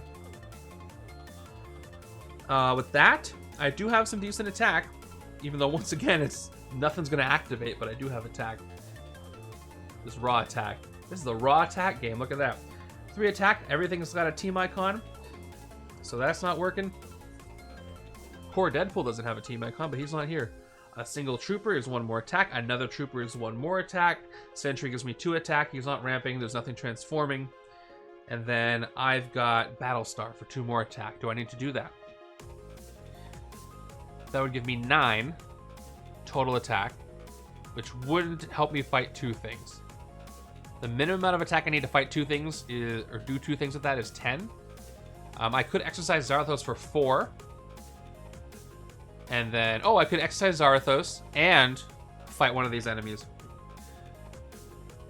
But they both resurrect, unless I fight Marcus. I've played only 1 strike and only 6 twists. I'm worried the top card is a strike, but I gotta take chances. If I rescue Magma, though, here's a cool thing that I didn't notice before. Magma's a ranged hero, so if I rescue Magma, she can make the Thor core work with the addition of the strength cards I've got. So what I'm going to do here before I play Battlestar, I'm going to take a chance at trying to fight Man-Thing, and we will see if he resurrects. So at least I can rescue Magma. So we'll spend 5. We will blow him up, and we'll gain Magma as a hero who lets you draw a card to get +2 attack. Gain her as a hero. And now we see if Man-Thing resurrects. Let's jump over to the villain deck. Well, he goes to my victory pile, technically. And villain deck top card is a Master Strike, so unfortunately he does resurrect. I was worried about that. And then he ambushes again! Each Monster Metropolis villain captures a bystander. And there are 3 now. So standard bystander for Marcus. Ghost Deadpool gets another standard. A lot of standards. And he gets Magic. Another New Mutant. Okay. Now knowing this, everything's going to resurrect, so not like I have enough attack to fight anything anyway. I'm still going to go ahead and play. So if I exercise Zarathos, he's going to haunt again, but at least he won't give any wounds out if I clear him out of the city right now. Let's do that. We'll take 2 more attack from Battlestar. We'll go to Zarathos and we'll exercise. We'll save Howard, who looks at the top card of your deck for a card that costs 0, has no team icon. I'm going to actually give him to the Jubilee side. He can help me set up the draws with my 2 attack. I guess I should be pressing this button instead of the attack button because I'm exercising. And then Zarathos leaves HQ. And then Light of Spark shows up on the HQ.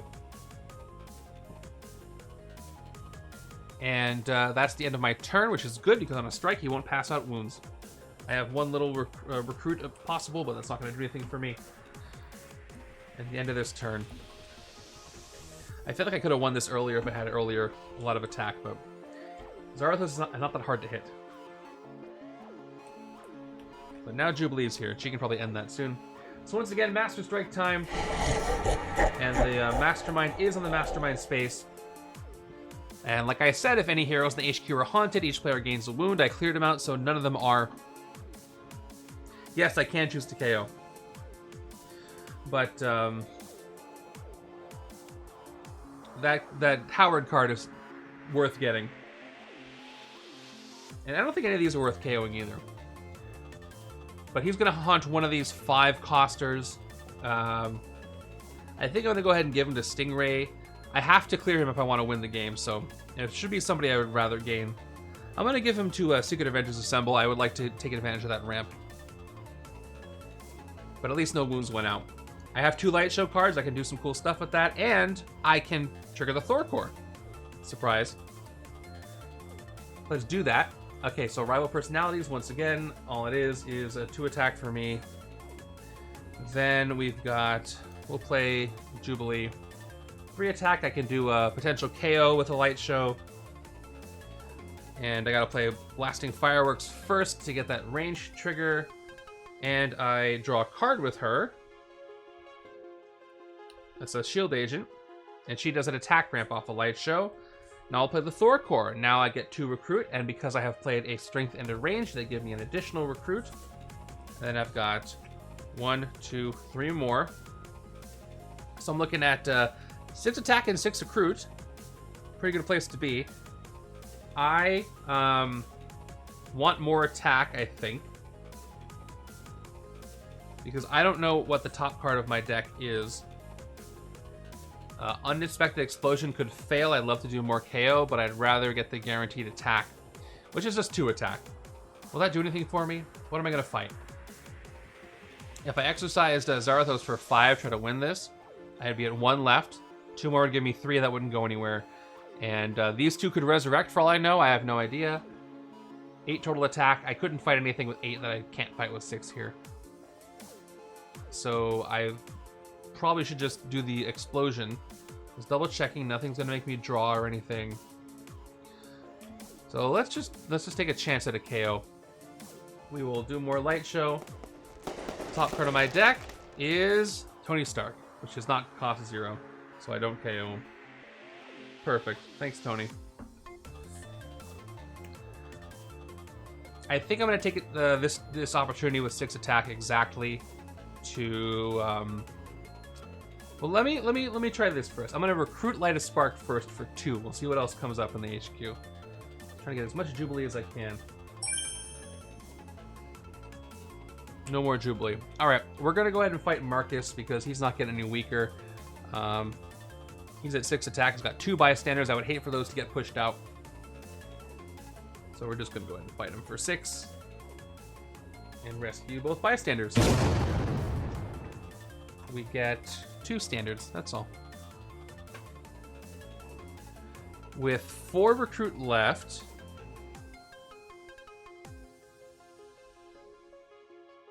I could pick up a Battlestar Cap if I want to. Doesn't really do much for me, but again, it does refresh the HQ and it does give me 2 attack if I need. And I'm not mad at that. So I'll take 1 on this Jubilee side of things. Keep things moving. She just let a card draw. And there we go, more Jubilee has appeared. I've ended lots of turns like that, recruiting something I didn't want, and then Jubilee shows up. Okay, I have a coordinate card in hand, I gotta keep that in mind. Genius Billionaire, gives 1 attack, 1 recruit. I'll try to remember that as I take this turn. Yeah, and that would help with Secret Avengers Assemble for sure. Okay, turn 17 is another Marcus. Okay, I'm glad I cleared Marcus out of there, because here's what's gonna happen. Ambush, charge, 2 spaces. 1, 2. He would have pushed himself out. So that was a good decision on my part. Although, a better decision would have been to fight one of these 2. They wouldn't have resurrected, but I would have had no way of knowing that. Okay, let's try to get as much attack as I can get. I am going to coordinate Tony Stark right now. So what the right hand is going to do is discard this card, so the left hand can play a copy of it, And right-hand side draws a new card. So I get 1 attack, 1 recruit, and I've played an Avengers card. Right-hand side is going to draw a Shield Trooper. I believe I can only coordinate 1 card per turn. I only had 1 to coordinate, but just double checking. I have a lot of hero classes. I'll play Bold Leadership, 1 recruit for each hero class I have. I got Covert, Strength, Instinct, Range, Tech. I got all 5. So that's maxed out. 5 hero classes. So it is 6. That's very nice. I get both hero classes from the divided card because I haven't played it yet. Thank you for the water. Again, my voice is not fully recovered from being sick, so I desperately needed that. Very kind. I'll play a Stingray. Again, I might be able to do some excessive violence this turn to KO some cards. I do have a Grievous Wound I'd like to KO. Is it in my discard pile? It's not, so I can't KO it, but I would KO a starter anyway. All right. I have to decide which side of Battlestar or Cap to play. I think I'm going to attack max without calculating it too much. We'll take the 2 attack there. And then we'll play Secret Avengers Assemble. 2 attack, plus 1 attack for each sidekick and other Avengers hero you play this turn. I've played Tony's Coordinate. That counts as a card being played. Who's an Avenger. Bold Leadership is an Avenger. And then Inspire Man is an Avenger. That's 3 more attack for me. Puts me at 8. Yep. 1, 2, 3, 4, 5, 6, 7, 8. And then 2 more recruit. 1, 2. 11 recruit and 8 attack. All right. I could, again, exorcise Zarathos. By the way, Marcus is at 6, so I don't make that mistake. I could once again try to fight one of these that'll resurrect. If I fail, I've already played both Marcuses, so I'm not worried about that. Right-hand side's got some attack, not a ton.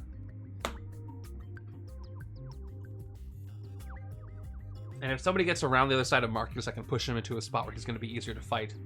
If I fight Man-Thing again, and I fail once again, if I pull a Strike or a Twist, he's going to give Bystanders out to Ghost Deadpool and him anyway. If I fight Ghost Deadpool and I fail, he's going to give out wounds to at least to both sides, because he will have resurrected by them. And that's a lot worse, I think. So, again, I could exercise Zarathos, but then I have a risk of the city being too crazy. So I'm going to go ahead and fight Man-Thing again. We'll see if they get more lucky this time. We'll spend 5. We will gain magic on this left-hand side. We'll fight him. And let's check the top card of the villain deck. That card is going to be a Thor core. Their best use here, not being a strike or a twist, which means Man-Thing is gone for good. Which almost makes me wish I could fight Ghost Deadpool this turn, but I can't. I do have a ton of recruit, although I forgot about excessive violence, so do I want to have used that? I have no reason not to. I'm not going to fight anything else. So let's say I spent 1 more attack than I needed to do that. And we get to KO one of my cards or a card from my discard pile. Let's just get rid of one of these agents. I'm fine on recruit. Overloaded with recruit. Okay. So now with 11 recruit, I could take another Stingray, but I think what I actually want to do is take more Secret Avengers. Getting multiples of these ramps. All 3 uncommons are out, and that's perfect. So we'll start with, although, hold on, before I actually do that, if I take a cheaper card, it's more likely I can get a rare. What do I want to do with that? I have 6 recruit left, so I won't be able to get a rare, but what are the odds of a rare showing up? Let's just put that out there. I'm down to 6, and of course it was a rare. I had that feeling. I had that gut. Oh, it's going to be a rare next turn. I should take something cheaper. If I recruited the divided card, I could have taken PSG and Oceanography. I would have had 8 left. Gotta go with my gut on these things, you know? Very appropriate sound effect. Thank you. But taking another Stingray uncommon is not too bad either, so I will do that. We'll take the second one. And I got plenty of recruit. I'll pick that up pretty soon. There's another Howard. And that PSG and Oceanography is great. Gives you a lot of KO. Okay. 2 Grievous Wounds in hand, and a Thor core, and a Coordinate card. This hand's not going to be good, so I might as well coordinate. This one is a Tech, Danger Sense 2, and 2 attacks. So I'll keep that in mind as I move over if I want to coordinate to this side. And I should, because I got Stingray. Okay, Thor core enter. We know what they do. They do their thing. Would I rather get Danger Sense 2? Would help with taking out Ghost Deadpool, making sure he doesn't resurrect. Or would I rather get +2 attack usable against Sewer's Bridge or Mastermind? Both good right now. Like, I do have Sewer's Bridge occupied and Mastermind. But I think I want to get that guaranteed Danger Sense. So I'm going to play Stingray first to draw a card, get 1/2 attack without anything else. And I get a Shield Agent. Now we will coordinate, stay out of trouble from the left-hand side, giving me 2 attack, and Tech activates Danger Sense 2. So top 2 cards of the villain deck, let's just do it this way. 1, 2 are, a Twist and Man-Thing. I forget what order I pulled these out, but regardless, I want to put Man-Thing on the top. I get 1 attack from that Danger Sense, because for every villain I reveal. And left-hand side is going to discard that Tony Stark card and draw a new card, which is a Trooper. Didn't make that hand much better. But I did guarantee I could fight Ghost Deadpool with no resurrection, which is what I might do. Again, rival personalities, just 2 attack. We'll see if I can draw a Jubilee to make some light show happen, and I did not. But I did get Bold Leadership for some more Recruit. I got Covert, Strength, Range, Tech, everything but Instinct. So 4 more Recruit. I got even more Recruit from my Sudden Terror. I got so scared, I need friends. 2 more Recruit from that. When I recruit a Ultimate, or a hero that costs 7 or more this turn, I may KO this wound. That's 1 Enraging Wound I might want to KO because it gives me Recruit and I don't need as much. 2 more Recruit from the 2 agents and 1 attack from the Trooper. Leaves me at 8 Recruit and 7 attack. So I can get Stingray as rare over here. I do have Stingray here, and I think I might just do that. And I would rather KO cards on this Jubilee side to make her appear more often. So, again, this is 4 attack. You may KO a card from your hand or discard pile, and then Mercs for money symbol, you get plus 1/2 attack for each hero in the KO pile. Did I keep track of my KOs properly? Yeah, there's only 2 in there. But I'm gonna, I'll pick up PhD in Oceanography on this side, sure. Why not? Before it gets haunted, I don't want to get haunted. And we got Little Gray Area in its place. With 7 attack, again, I said I was gonna fight Ghost Deadpool for the guaranteed, and I am gonna do that. So we'll spend 5, because I know he won't resurrect. And do I want to heal it?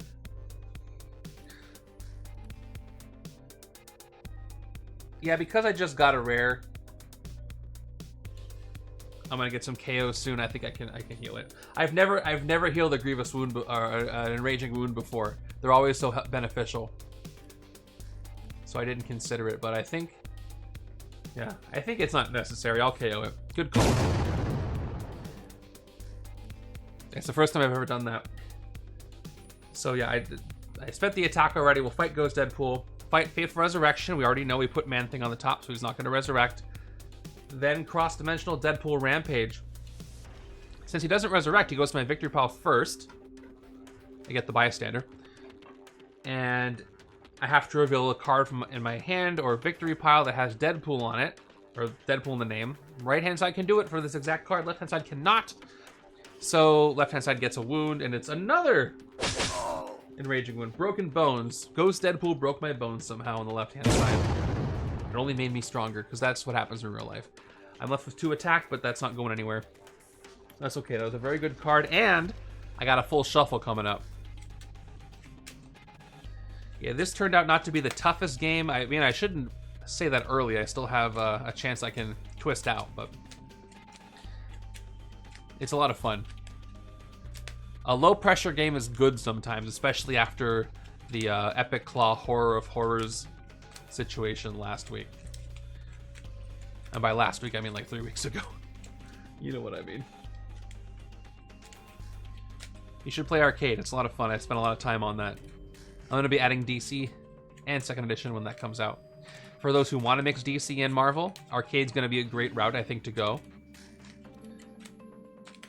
Although, if it's only going to be one DC set so far, the odds of them showing up are not going to be great unless you skew the numbers. But we're going to do DC Paths and Adventure. Hey, we got PhD in Oceanography, but no other works for money there. Yeah, this hand is kind of trash. Turn 19 is Man-Thing, like I knew. The twist coming after that. Ambush each monster Metropolis. Villain captures a bystander. Standard for Marcus. And for Man-Thing, Pepper Potts. Close to Howard, but not Howard.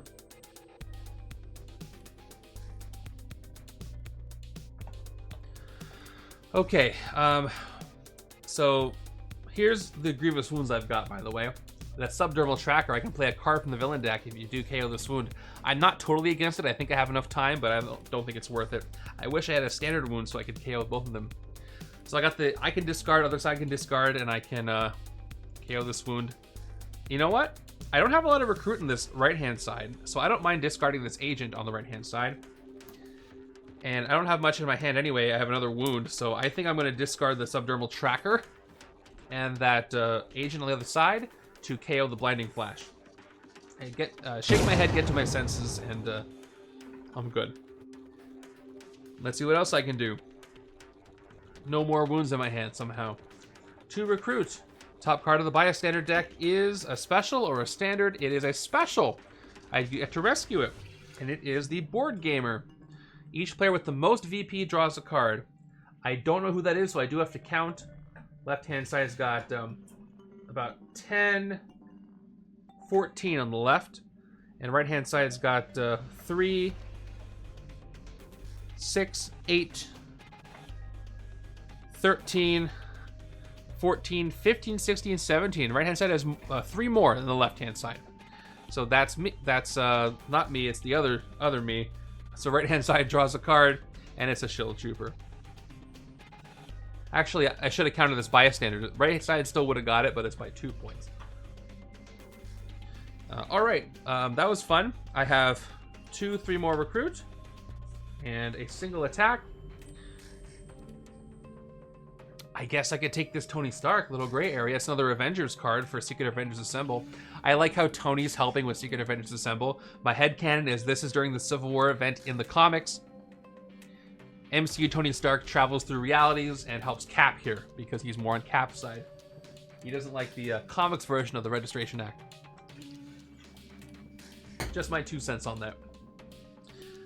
Alright, this is 3 attack, and then Avengers, Danger Sense 1 if this revealed a villain. Then villains from that same villain group get -1 attack this turn. I like this card. I do like the Tony Stark hero set a bit. He's kind of forced to coordinate there. So he does. Hey, more Jubilee. And that's it for the turn. The Mastermind is just chilling. Okay, I have 2 coordinate options. I got Genius Billionaire and I got Stay Out of Trouble. So I got to keep those on top, keep that in mind. During my next turn, a lot to think about. I do have the Stingray rare this turn though. Turn 20 gives me another twist. We knew about that one. Not much we can do there. Let's shuffle in 1 more Vicious Betrayal into that Betrayal deck. Like I said, I believe there's 1 more Sentry in here. Let's see if I pull it or I get another Betrayal. The Void is emerging and not being very nice to me. Top card is... Oh, we did get the last one. Mournful Sentinel. This is one that can transform. By the way, where the heck is Golden Guardian of Good? It hasn't popped up yet. It's there somewhere. I just have a lot of cards. I haven't KO'd a lot, so it takes a while to get through my decks. So here's what I get. 2 recruit, reveal the top card of your deck if it costs 1 or more. Transform this into the Void Unchained to put it on top of your deck. Alright. This is going to be... I have to gain it. I can't KO this one. It's going to the right-hand side. Saturating the Jubilee deck even further. Fantastic. So now this is all... I'm going to look. Yep, it's all Vicious Betrayal. So there's 5 of them. Oh, wait. Yeah. So there's 4 more twists. It's going to be Betrayal, Betrayal, Betrayal, Betrayal. On twist 11, I will lose, but I have until twist 11. Exactly. Could have been earlier. And it has been in previous games I've played. Okay. I think we'll do fine. I think we'll get through this. But that's what I like about Legendary, even with an easier setup. It's kind of why I like timer schemes sometimes. It still adds the pressure, so I don't feel completely safe. All right. Let's go with PhD in Oceanography. For attack, you may KO a card from your hand or discard pile. I have 2 cards in my discard pile. Nope. I can actually put the invite right here. It's, I don't have a command for this, do I? Let's see if I do. I probably should. Oh, you're on YouTube, so. You can just go to discord.bageltopgames.com. That's discord.bageltopgames.com. And you'll be there. I have a channel in there called Legendary Directory. Very helpful channel. I recommend it for finding anything you want to know about navigating the Discord and Legendary stuff in general. But come on by. Come say hello. Anyway, I'm going to go ahead and KO that shield agent. Yeah, I will never, there will never be a paywall for the Discord. The Discord is kind of like the heart of what we do. It's I think it's the main community gathering place for Legendary outside of like Board Game Geek and the Facebook group right now. Okay, no ramp for me on that one. But I do get 2 attack for rival personalities. I get 2 attack for 2 more another rival personalities, and 9, 10, 11 attack. I think now might be a good time to exorcise Zarathos. So we're going to spend 5 attack to do that. And I will have left-hand side gain the 3rd Secret Avengers Assemble. Good card to gain. Oh, I forgot about Coordinate. Do I want to coordinate either of these? I don't think I do. I think I'm doing fine. We'll see.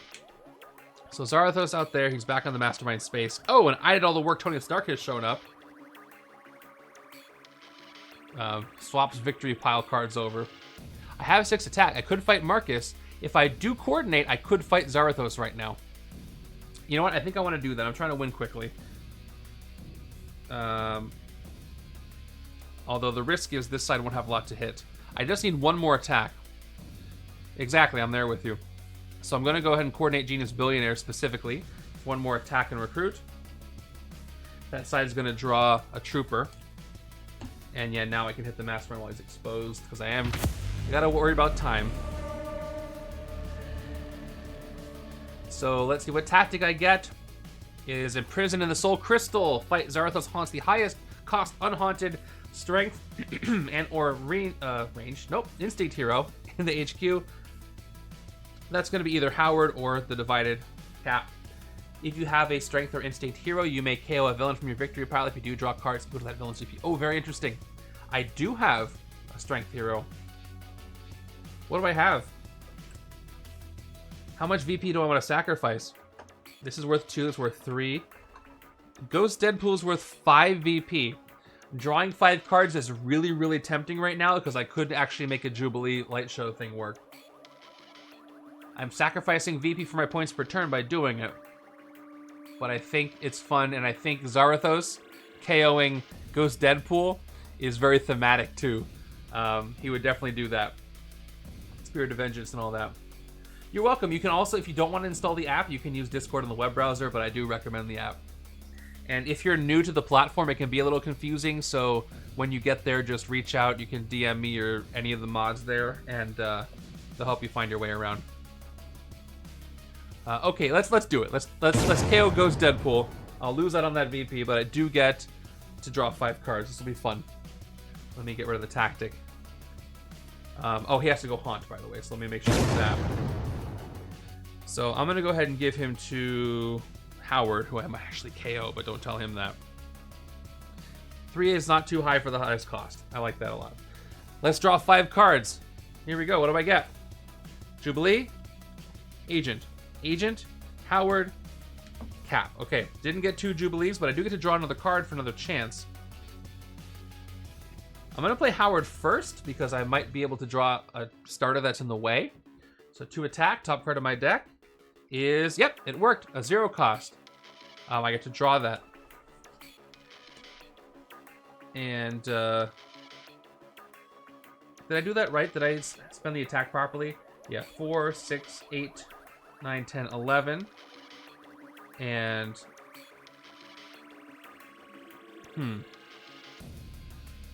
what did I fight this turn? I just, wait, no, 4, 5, 6, 7, 8, 9, 10, 11. I fought something that had 7. I spent exactly 7 on Zarathos. That's right. So I should have 2. I'm good. Now I'll play Blasting Fireworks. I'm going to attack, and let's draw a card. Maybe it'll be another Jubilee. Nope. I tried. So no light show for me. I only got 3 more attack, which means I can fight a Thor core if I want to. However, I get a lot of recruit. I got 1, 2, 3, 4 recruit. Nothing to coordinate. I already coordinated this turn. And then Bold Leadership. How many hero classes I have? I got Tech, Strength, Ranged, Covert, no Instinct. I got 4 more. I have enough to recruit. I did all the work. I could exercise Traveling Companion. I have nothing else to do except fight the Thor core. I'd rather exercise Traveling Companion than gain a Thor core, even though I do want Marcus to get pushed. Well, actually, that'll help me if I leave it there. So let's exercise Howard. I think I'm going to KO Howard. I think I'm going to send him home. He doesn't need to be here anymore. So we'll spend the 3. We'll do an exorcism. And Howard gets to go to a farm upstate. And we will put Zarathos back in the Mastermind space. There's another Jubilee. Do I want to take this on this side? It is 5 attack. 5 attack is 5 attack. If another player accepts as coordinate at the end of the turn, move all cards that entered that player's victory pile into your victory pile. That's very fun. This would be a very interesting card to use with Blood Frenzy, which technically is in this setup, but I mean on a hero. I wonder if we can build a Morbius Tony Stark situation, but you might not even see the rare, so. I could alternatively take all 3 Jubilee cards instead of that rare. 5 attack is 5 attack. But again, I'm really tempted to take Blasting Fireworks, Light a Spark, and Light a Spark instead of that, because with Jubilee's ramps, or her single ramp, and all the card draws, that might be even better.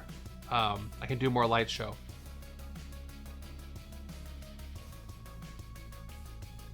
You know, the fun, I don't want Tony Stark to be haunted.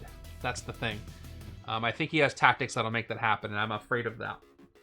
I was going to do the Jubilee thing, but because I don't want it to be haunted, I'm going to get Tony Stark out of there. And I can get 1 Jubilee anyway. Okay. Oh, we got an expensive Jubilee, Unexpected Explosions. But I'll take the 2 cost tubes right here. You can come over here too. That was a very long turn, productive turn. But I still have I have a lot of grays. I haven't KO'd anything because it's just hard to do here. All right, let's see how long I can last before another Master Strike. Probably this is going to be a Master Strike right here. Nope, it's another Thor core. Okay, good news though. Marcus is back to normal. So, by the way, just to note, I can KO my concussion. I can heal my concussion. Somehow. By playing 2 cards of the same hero class this turn, which I can't do, so I can't even KO this if I wanted to. But I do get 2 attack. The card I did not coordinate. Do I have any coordinate on the right-hand side? I should check. I don't think so. No. 2 attack. No danger sense for me. And a 5th attack. I could try to fight Man-Thing.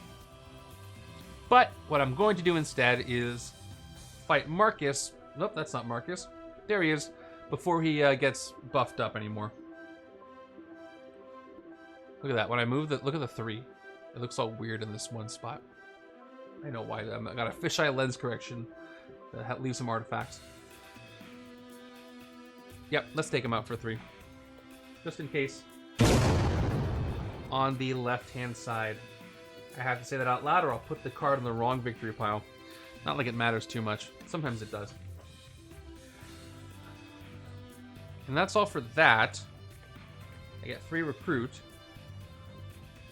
I probably should stop recruiting, but because of the amount of grays I have, I'm not.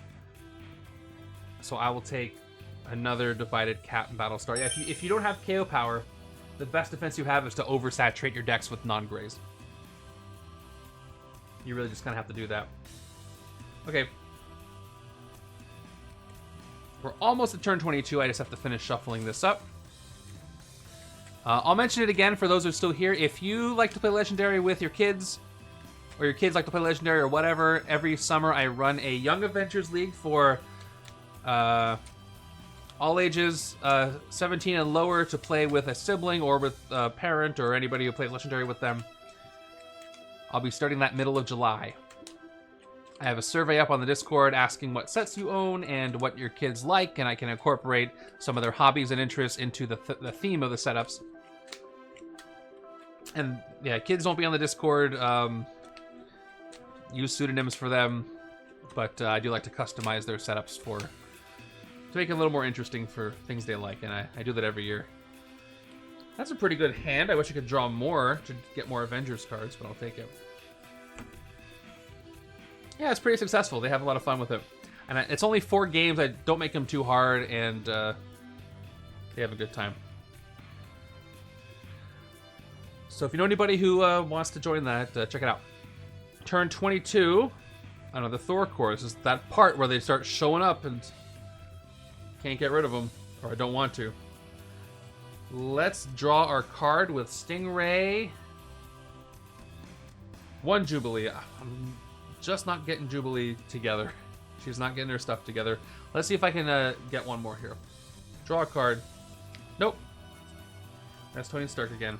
That reminds me, any coordinate here? I do have a coordinate here on the left-hand side. I got another Genius Billionaire. I'll play the Genius Billionaire for 1 attack, 1 recruit. Let's play our Grays for 1 attack and 2 recruit.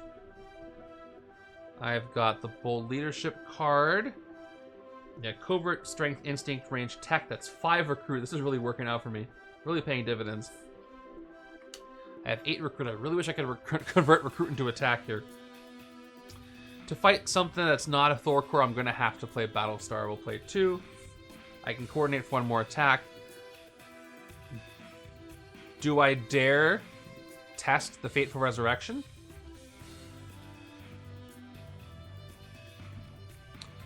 If I fail it... Well, if I fail it, that means nothing's coming into the city next turn, so I'm cool with that. Let's try. We will rescue Pepper Potts, who... Bank is not empty, and rooftops are empty, so I get 1 recruit. I blow up Man-Thing, however... We'll see if he resurrects. To the villain deck we go, and it is another Thor core. So once again, the Thor core have stopped a resurrection. The city's going to be full of Thor core very soon. I've got 9 recruits, so now I can get a bunch of Jubilee. Here we go. Let's start. We'll get 2 cards. We're going to take the... I would love to do KO. Maybe I should go with 2 Blasting Fireworks to keep drawing light show cards. I can go 5 and 4 or 4 and 4. No, I'll take the 3 guaranteed attack. The 3 guaranteed attack is very good still. So I'll take 5, take Unexpected Explosions, and then we'll go with the Blasting Fireworks for 4 more. Really, any other light show hero that's not Jubilee, without any other light show hero when the hero deck is kind of rough, Jubilee can take care of stuff on her own with all that card draw and her ramps.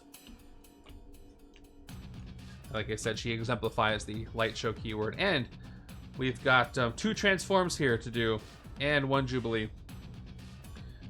There's Sentry. I was waiting for him to show up. Let's double check. Yep, Agoraphobia is here. That's the one I was waiting for. It just hadn't come around in so long because I haven't been able to thin my deck. I thought I forgot to put it in the deck. All right, so a Thor core come in on turn 23, and now there's 4 Thor core. That's not easy to say. 4 Thor core? What for? They're right over Thor. Alright. So, I have Magma here. Choose one, draw a card, or you get +2 attack. Tough decision to make here. I think I want to get the 2 attack, because I'll have 2, 3, 4, 5, 6, 7, 8, 9. But that's the end of it. I can Excessive Violence Zarathos. And then other side, I do have 2 Jubilee. But I don't have a ton of attack over here, so I'm worried about escapes. If I don't draw and I get a dud, let's say I get an agent, I'll have 1, 2, 3, 4, 5, 7 attack, which is enough to hit Zarathos without excessive violence. So I'll take the chance on the card draw. Take a risk. Oh, okay, that's fine. We got rival personalities. No coordinating cards here on the right. Like I said, we'll get Battlestar for 2 attack. We'll play rival personalities for a simple 2 attack once again. Genius Billionaire, 1 attack, 1 recruit. 1 recruit with a shield agent. We'll play Sting of the Stingray's Sting for a 3 recruit, and I gotta use excessive violence if I want to do a KO of probably this shield agent, and then we'll play Secret Avengers Assemble, 2 attack. +1 attack for each sidekick and other Avengers hero you played this turn. I don't think I've had a single sidekick this entire game. Not really been a sidekick heavy game. Been cheap stuff. And a lot of recruit. So that's 1, 2, 3 Avengers heroes. So 3 more. I am at 10. So I can hit a Thor core if I need to, but right now, let's go ahead and hit the Mastermind for 7.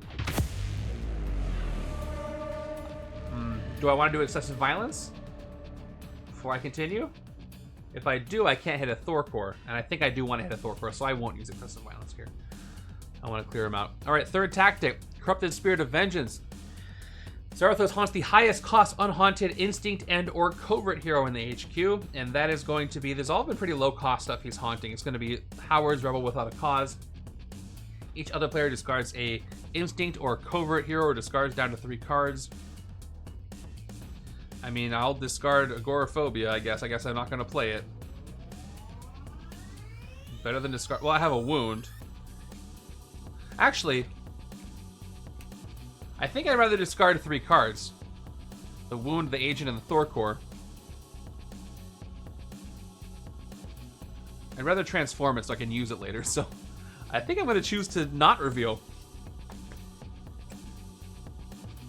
Interesting twist. I didn't expect to do that. And, alright, so you're going to haunt Howard. Again, you can't stay away from him. Leave him alone.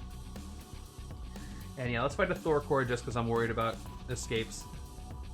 We'll take out this one. I have to gain it. Oh well. I'm not going to see it for a while. Look at that. This is the size of my deck, and I have no discard pile, so that'll be a while for him. With 5 recruit, I will get more Avengers, more little gray area that, again, I probably won't see in this game. Just with the massive size of the deck I'm using. It's fun to play just saturate the deck game once in a while. It builds character, I think. Wow.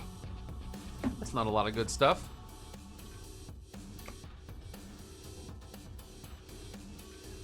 Like a PM AM.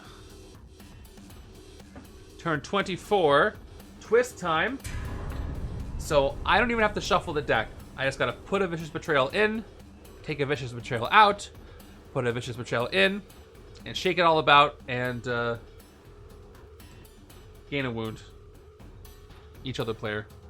Wound to the left-hand side. 1 more Vicious Betrayal. They're all betrayals in there. It's all betrayals down here. I got 3 more twists and I lose. Now, what was I doing? Oh yeah, I was doing this transformation for once. So here's Agoraphobia. Transform this into Golden Guardian of Good and put it in your discard pile. So I do just that. I transform it into Golden Guardian of Good. And the effect is you may transform this into Agoraphobia, put it in your discard pile. If you do, you get +4 attack. That's kind of how he does his thing. Into the discard pile you go. Let's see if Jubilee can draw some attack, Jubilee. I'm going to reshuffle after this, actually. So I play Light a Spark, which draws Unexpected Explosions. Okay. And I will do the full shuffle, even though that means Jubilee's not going to show up for a while. Actually, yeah, I'll do this. I'm probably going to do the Unexpected Explosions effect. I probably should do it now, but just in case I get an attack ramp. And I might be able to exercise Howard. I'm going to wait. So I'm shuffling for the second Light of Spark, so I can draw the card here. I play it. Let's draw. It is another Unexpected Explosions. All right.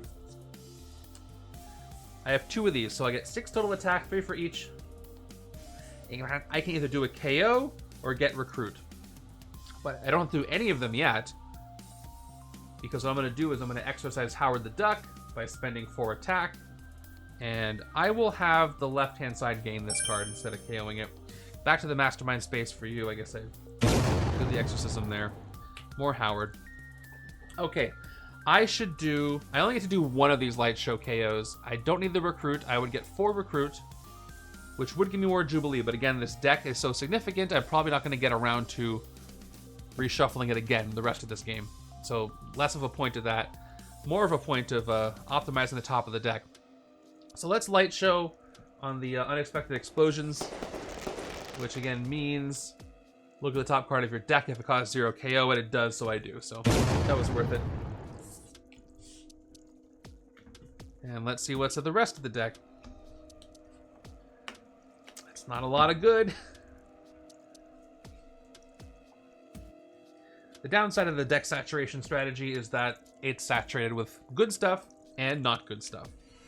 You have to hope you shuffle it all together. With KOs, it's a sure thing. Turn 25, Bug, Chickless Pet Dragon. Fight. KO a card from your discard pile. And Fateful Resurrection. As there's still 3 strikes and 3 twists in there, pretty decent chance of him resurrecting, and that's not good. Let's see if a special bystander can come in and rescue me. To recruit, top card of the bystander deck is Agent Jimmy Woo, so I rescue him. He does some magic. Do some close-up magic for the top 2 cards of your deck. Okay. It's Subjournal Tracker, Wound, and Stay Out of Trouble. I'm pretty sure we all want me to draw Stay Out of Trouble, so I'm going to say that one. The other player says, Stay Out of Trouble. And then he goes, what do you mean? And I say, no, it's the name of the card. And it says, cards on first. In solo mode, say one yourself, but you know. I'm in technically 2-player mode. Okay. Is this your card? Nope, it's the Wound. So, that's gross. I'll put the Tony Stark card on the top. 50-50 shot, and I couldn't get it. Might just flip a coin next when I have the tracker from DC. So, let me play my other attack. That's 2 attack and 4 total. I've got magic here. I should probably teleport her, because then it's more likely I can hit the Mastermind. So we're going to do just that. The teleport magic to my next hand. And I've got 1 recruit in addition. I could try to fight Bug. If I do and he resurrects, the other side is not going to be able to fight anything, and I might have an escape on the turn after that. But again, I'm going to remind myself, if he resurrects, that means a card's coming in that's not going to fill up the city. So worst case scenario is resurrection, right hand side puts a villain in, or left hand side puts a villain in, on the left hand side is next turn. So how confident is my next hand that I can fight something? Pretty confident, actually. So I think I'm safe to fight Bug. So I'll go ahead and spend the 4. Fight effect is KO a card from your discard pile, and I have a wound there, but I've also got... Nope, that's the worst thing. So we'll go ahead and KO this wound. And take out Bug. We'll see if he comes back, though. With the villain deck, it reveals... Yep, Master Strike, so he comes back in. I was a little worried about that, but hey, if I can make it work, that's more KO for me. And I've teleported magic, so I should have some attack. Enough to hit something. Well, with 3 recruit, I could take another Howard. I really don't want to do that. But again, probably not going to get through this deck, so I will. Just in case. And another Howard comes in Rebel without a cause. He's been a little bit of decent support this game, to be honest with you. Okay, there's magic, and then 1, 2, 3, 4, 5, 6. Okay, that's a lot of attack. That's going to be a good hand. Good turn. But unfortunately for me, I couldn't hit Zarathos, and now he's going to go ahead and haunt somebody else. Okay. Luckily, nobody's haunted, so nobody gets a wound. And then he haunts the highest cost unhaunted hero in the HQ. But again, luckily for me, I got the rares out of there, so he's just going to haunt anybody. And I think it's only thematic if I have him haunt Howard again, so I'm going to do that. We'll give him the Rebel without a cause. So I can recruit Jubilee. I can't exercise her this turn. Let's try Mournful Sentinel. Okay. For the top card of your deck, if it costs 1 or more, transform this into the Void Unchained and put it into the top of your deck. Top card of my deck is 0. So no transforming for you.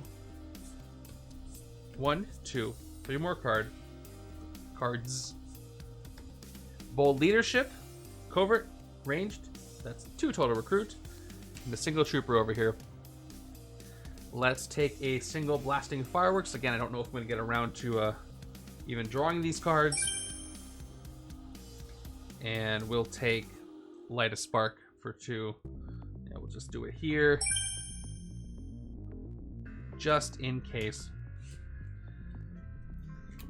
And that's the turn there. Wow, that's not a good hand at all.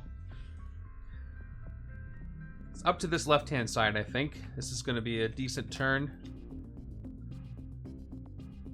I've got turn 27, giving me... Oh, I forgot we haven't pulled the Bystander from the villain deck, so this one goes to Bug. And let's play this systematically. We've got Stingray for 3. No team icon cards to play this turn. So again, I might as well play Howard right now for 3 attack.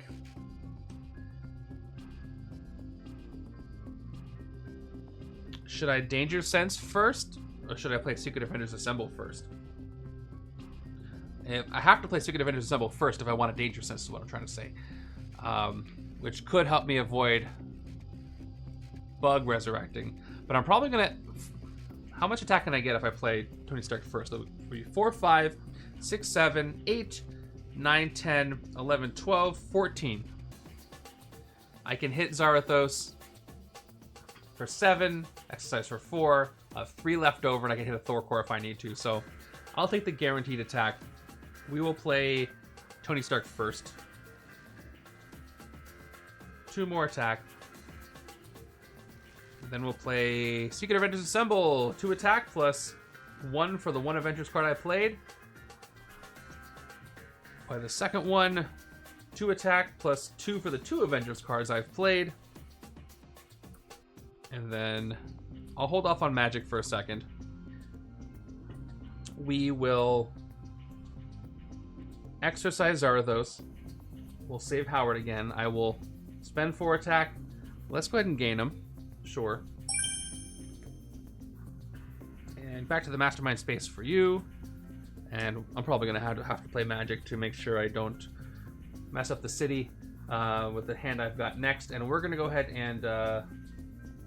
Yep, we'll spend 7 attack and hit him again. Last tactic. Demonic Essence of Ghost Rider. Fight Zarathos haunts the highest cost unhaunted hero in the HQ. Or range or strength hero. Oh, just barely, almost whiffed, but it's going to haunt Jubilee. If you have a range hero, you may KO one of your heroes. If you have a strength hero, you may KO one of your heroes. I have a ranged hero. I don't really want to KO any of these heroes.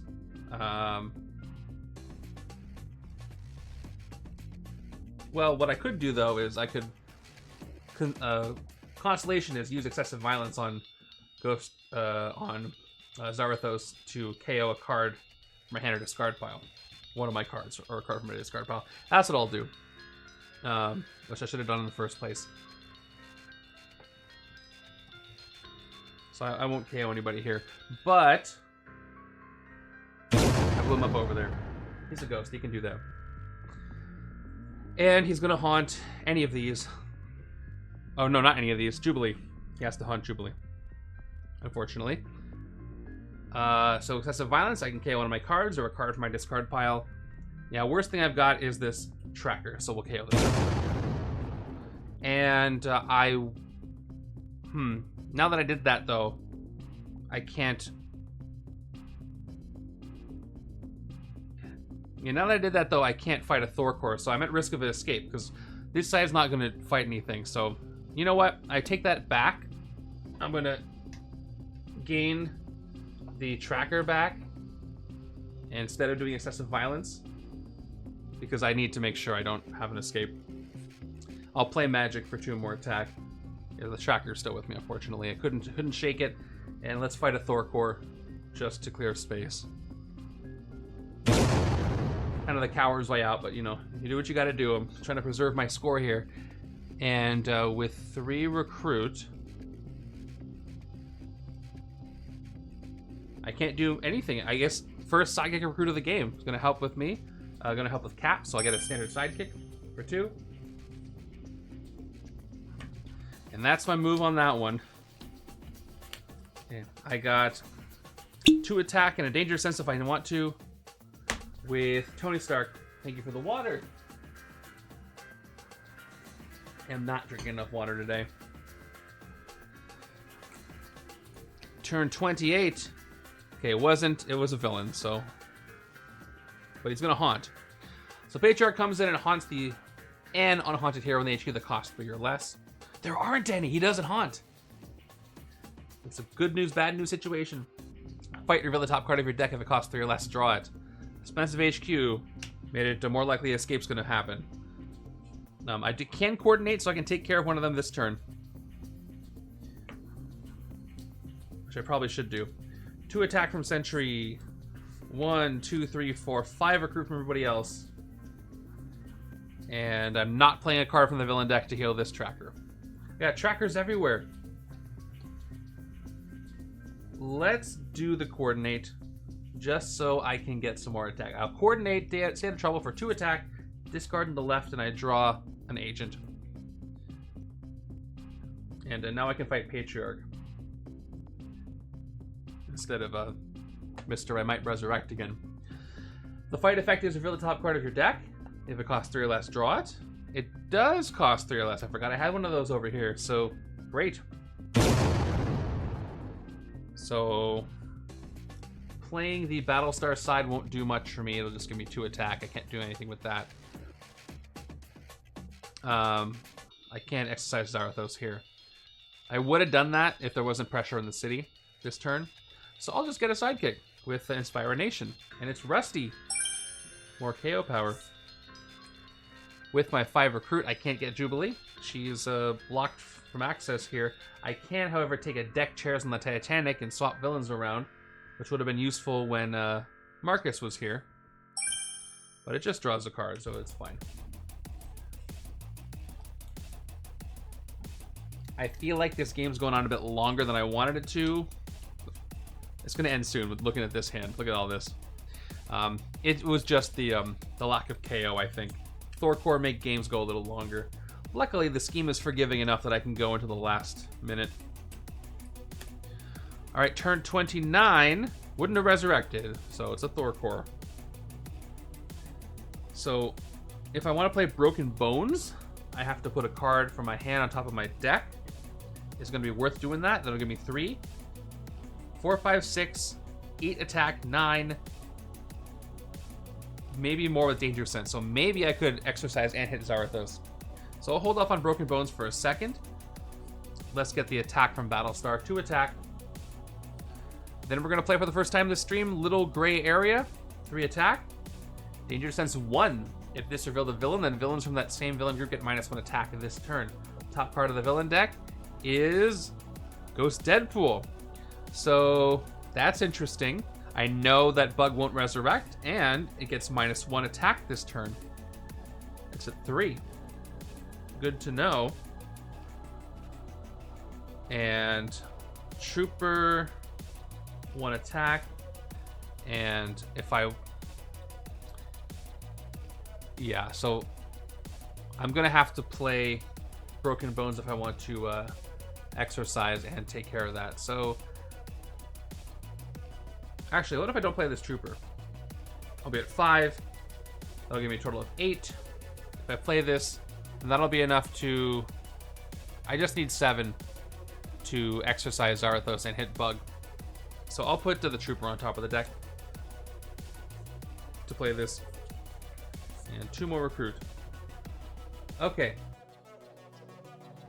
So let's begin by exercising Jubilee for 4. And of course, we're going to give her to the right-hand side, where I have my Jubilee deck, and he goes back to the Mastermind space. Too bad I can't win the game this turn. But I can fight Bug without a resurrection. I get to KO a card from my discard pile. And that card is going to be the Infernal Subdermal Tracker that I've been trying to get rid of this whole time. And we take him out for 3 because of that effect from before. And we rescue a bystander. More VP for me, especially after I've sacrificed VP on the other side earlier. And with 2 recruit, let's get a sidekick, and it's a Ms. Lion. Can I win this next turn? I think I have enough attack to do that, so this will be my last turn, I believe. Let's make it count. Yeah, I've got this. So Ghost Deadpool comes in. Nothing else gives me VP here. I could have done I did all the work actually last turn. I forgot that. I guess I could have won the game last turn if I did this coordinate. But this nets me more VP, so I think I still would have taken this route. Difference between 29 and 30 turns I don't think it's going to matter too much. So we'll play it for 5 attack. We will see how much attack we can get. We might way overkill this. 1 attack and draw a card. Another Blasting Fireworks, 1 attack and draw a card. Wow. Yeah, it's going to be an overkill turn. Draw a card with Light a Spark. Definitely an overkill turn. We have PHE and Oceanography, which I should... Yeah. I should play the swimsuit first. I gotta track 1/2 attack now. Here we go. I'm gonna do 1/2 attack like this. And draw a card. Big finish. And then we'll play the PHE and Oceanography. 4 attack. You may KO a card from your hand or discard pile. I will KO a shield agent from my discard pile. Here we go. And then I get 1/2 attack for each hero in the KO pile. Let's see, how many do I have? 1, 2, 3, 4, 5. 5. Only 5. Not a lot of KOs. Oh, wait, there's non-gray heroes. 6. A Howard. I got 6. So I got 3 more attack. And then a Trooper. 7. And I actually get to trigger Rival Personalities ramp one time. That's really funny. So I'm going to go ahead and... I didn't think I was going to be able to do that. I love how the last turn everything happens, and I really don't need it. Alright, I can transform this into Agoraphobia, put it into my discard pile if I do get 4 attack. So I'm going to go ahead and do that. Yeah, I do like a dramatic finish. So that is 4 more attack for me. Did I already get that attack? I don't even remember. 5, 6, 7, 8, 9, 10, 11, 12, 13... Wait, hold on. 5, 6, 7, 8, 9, 10, 11, 14, 15. I have 15.5 attack. Nope, I'm good. I get 4 more. At 19. Rival Personalities, 2 more attack, plus 1 for the 1 card that transformed this turn, and a Shield Trooper for another attack. But I'm not done, because I have Jubilee's Blasting Fireworks. I can get plus 1 attack for each Light Show card I played this turn. So I'll do that and get 1, 2, 3 more attack. And then, if only I had something over here I could coordinate, but I don't. So I end with 26 attack. And we're gonna clear the city, even though it's a bunch of Thor core that aren't gonna help me out. So we're gonna go ahead and hit Ghost Deadpool for 5. And let's see if he resurrects. That'll be really funny, actually. Does he resurrect? Oh, he resurrects! I can't even get his VP this turn. And a half. and a half. Then cross-dimensional Deadpool Rampage. What if we just keep fighting Deadpool a bunch of times? Alright, where did the last Deadpool go? I KO'd him! So, he resurrects. So, here, you know what we're gonna do? We both gain wounds. You know what? I think he needs more punishment. Let's go ahead and spend 5 and fight him again. And oh no, he resurrects. We gain more wounds. 1 and 2. Oh, I got a grievous wound. How cool is that? And you know what? He still hasn't learned his lesson, so we're gonna fight him again. And oh no, he resurrects. So we each gain some wounds. Oh look, 2 enraging wounds. I can't do it again. I almost did it again. But we'll spend our last 7 out of 11 to hit the Mastermind one more time. Deadpool, the ultimate troll right there. That was amazing. And we take out Zarathos for 7. And we can consider this game a victory. What a troll. That was the most trolly thing I've seen in this game in a long time. A nice welcome back for me. That ghost is busted in more ways than one. And I'm left over with 6.5 attack. I guess I could have fought 2 Thor core, but they don't deserve it. Cool. That was fun. Not too challenging of a setup, but sometimes that is just what you need. Let me go ahead and calculate my VP so I can get my results, and then I will send you all on your merry way to enjoy your Friday and rest of the weekend and full weekend. And thank you for coming by. It was nice to be back. Let's figure out what I got. So 30 turns, a little long, that's okay. No escapes, and VP on the left-hand side. Let's get this together. So we got 4. I should do the VP for the Mastermind first. Where did the Mastermind card go? Oh, it was the right-hand side, so it went to the right-hand side. For the Jubilee side. All the tactics went to the left-hand side, and then Jubilee took care of the end. That's very funny. So 24, 28, 31, 34, 38, bystanders 39, 40, 41, 42. Let's mark that here. 42 VP on the left-hand side. Right-hand side got 6. I KO'd some of mine. And 9, 12, 14, 17, 21, 22, 23, 24, 25, 26. So that's what happens when you try to build a Jubilee deck without a lot of KO. It really doesn't work until it does, but most of that attack didn't come from her, so I tried. I really tried. But it was fun. So that's the game. Let me pop up the setup once again. If you want to play this, you can do it right now, even if it's been weeks later, at legendaryleagues.com, or just go to the Discord, discord.bageltopgames.com, and you can find links to all this stuff. It is Zarathos' Secret Empire Betrayal. Good luck with this setup this week to anybody who can and will play it, and I will go over the results next week. Fingers crossed that Legendary 2nd Edition will be releasing very soon. I hope it's by mid-June, which is just in a couple of weeks. And I will definitely be here talking about it and playing it a lot. So look forward to that. And I will send the rest of you on your way. Thank you so much for coming by. Say hi in the Discord. We got a lot of stuff going on. We got the solo tournament coming up. The Kyla's running. We got updates on the expansions. We got stuff happening in the Custom Legendary Unity Guild. A lot of cool projects being released there. We have our questions of the day. We've got other things I can't even remember right now. Oh, the Justice League rewatch.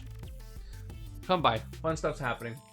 And I will see you all next time. You all take care and have fun with this one.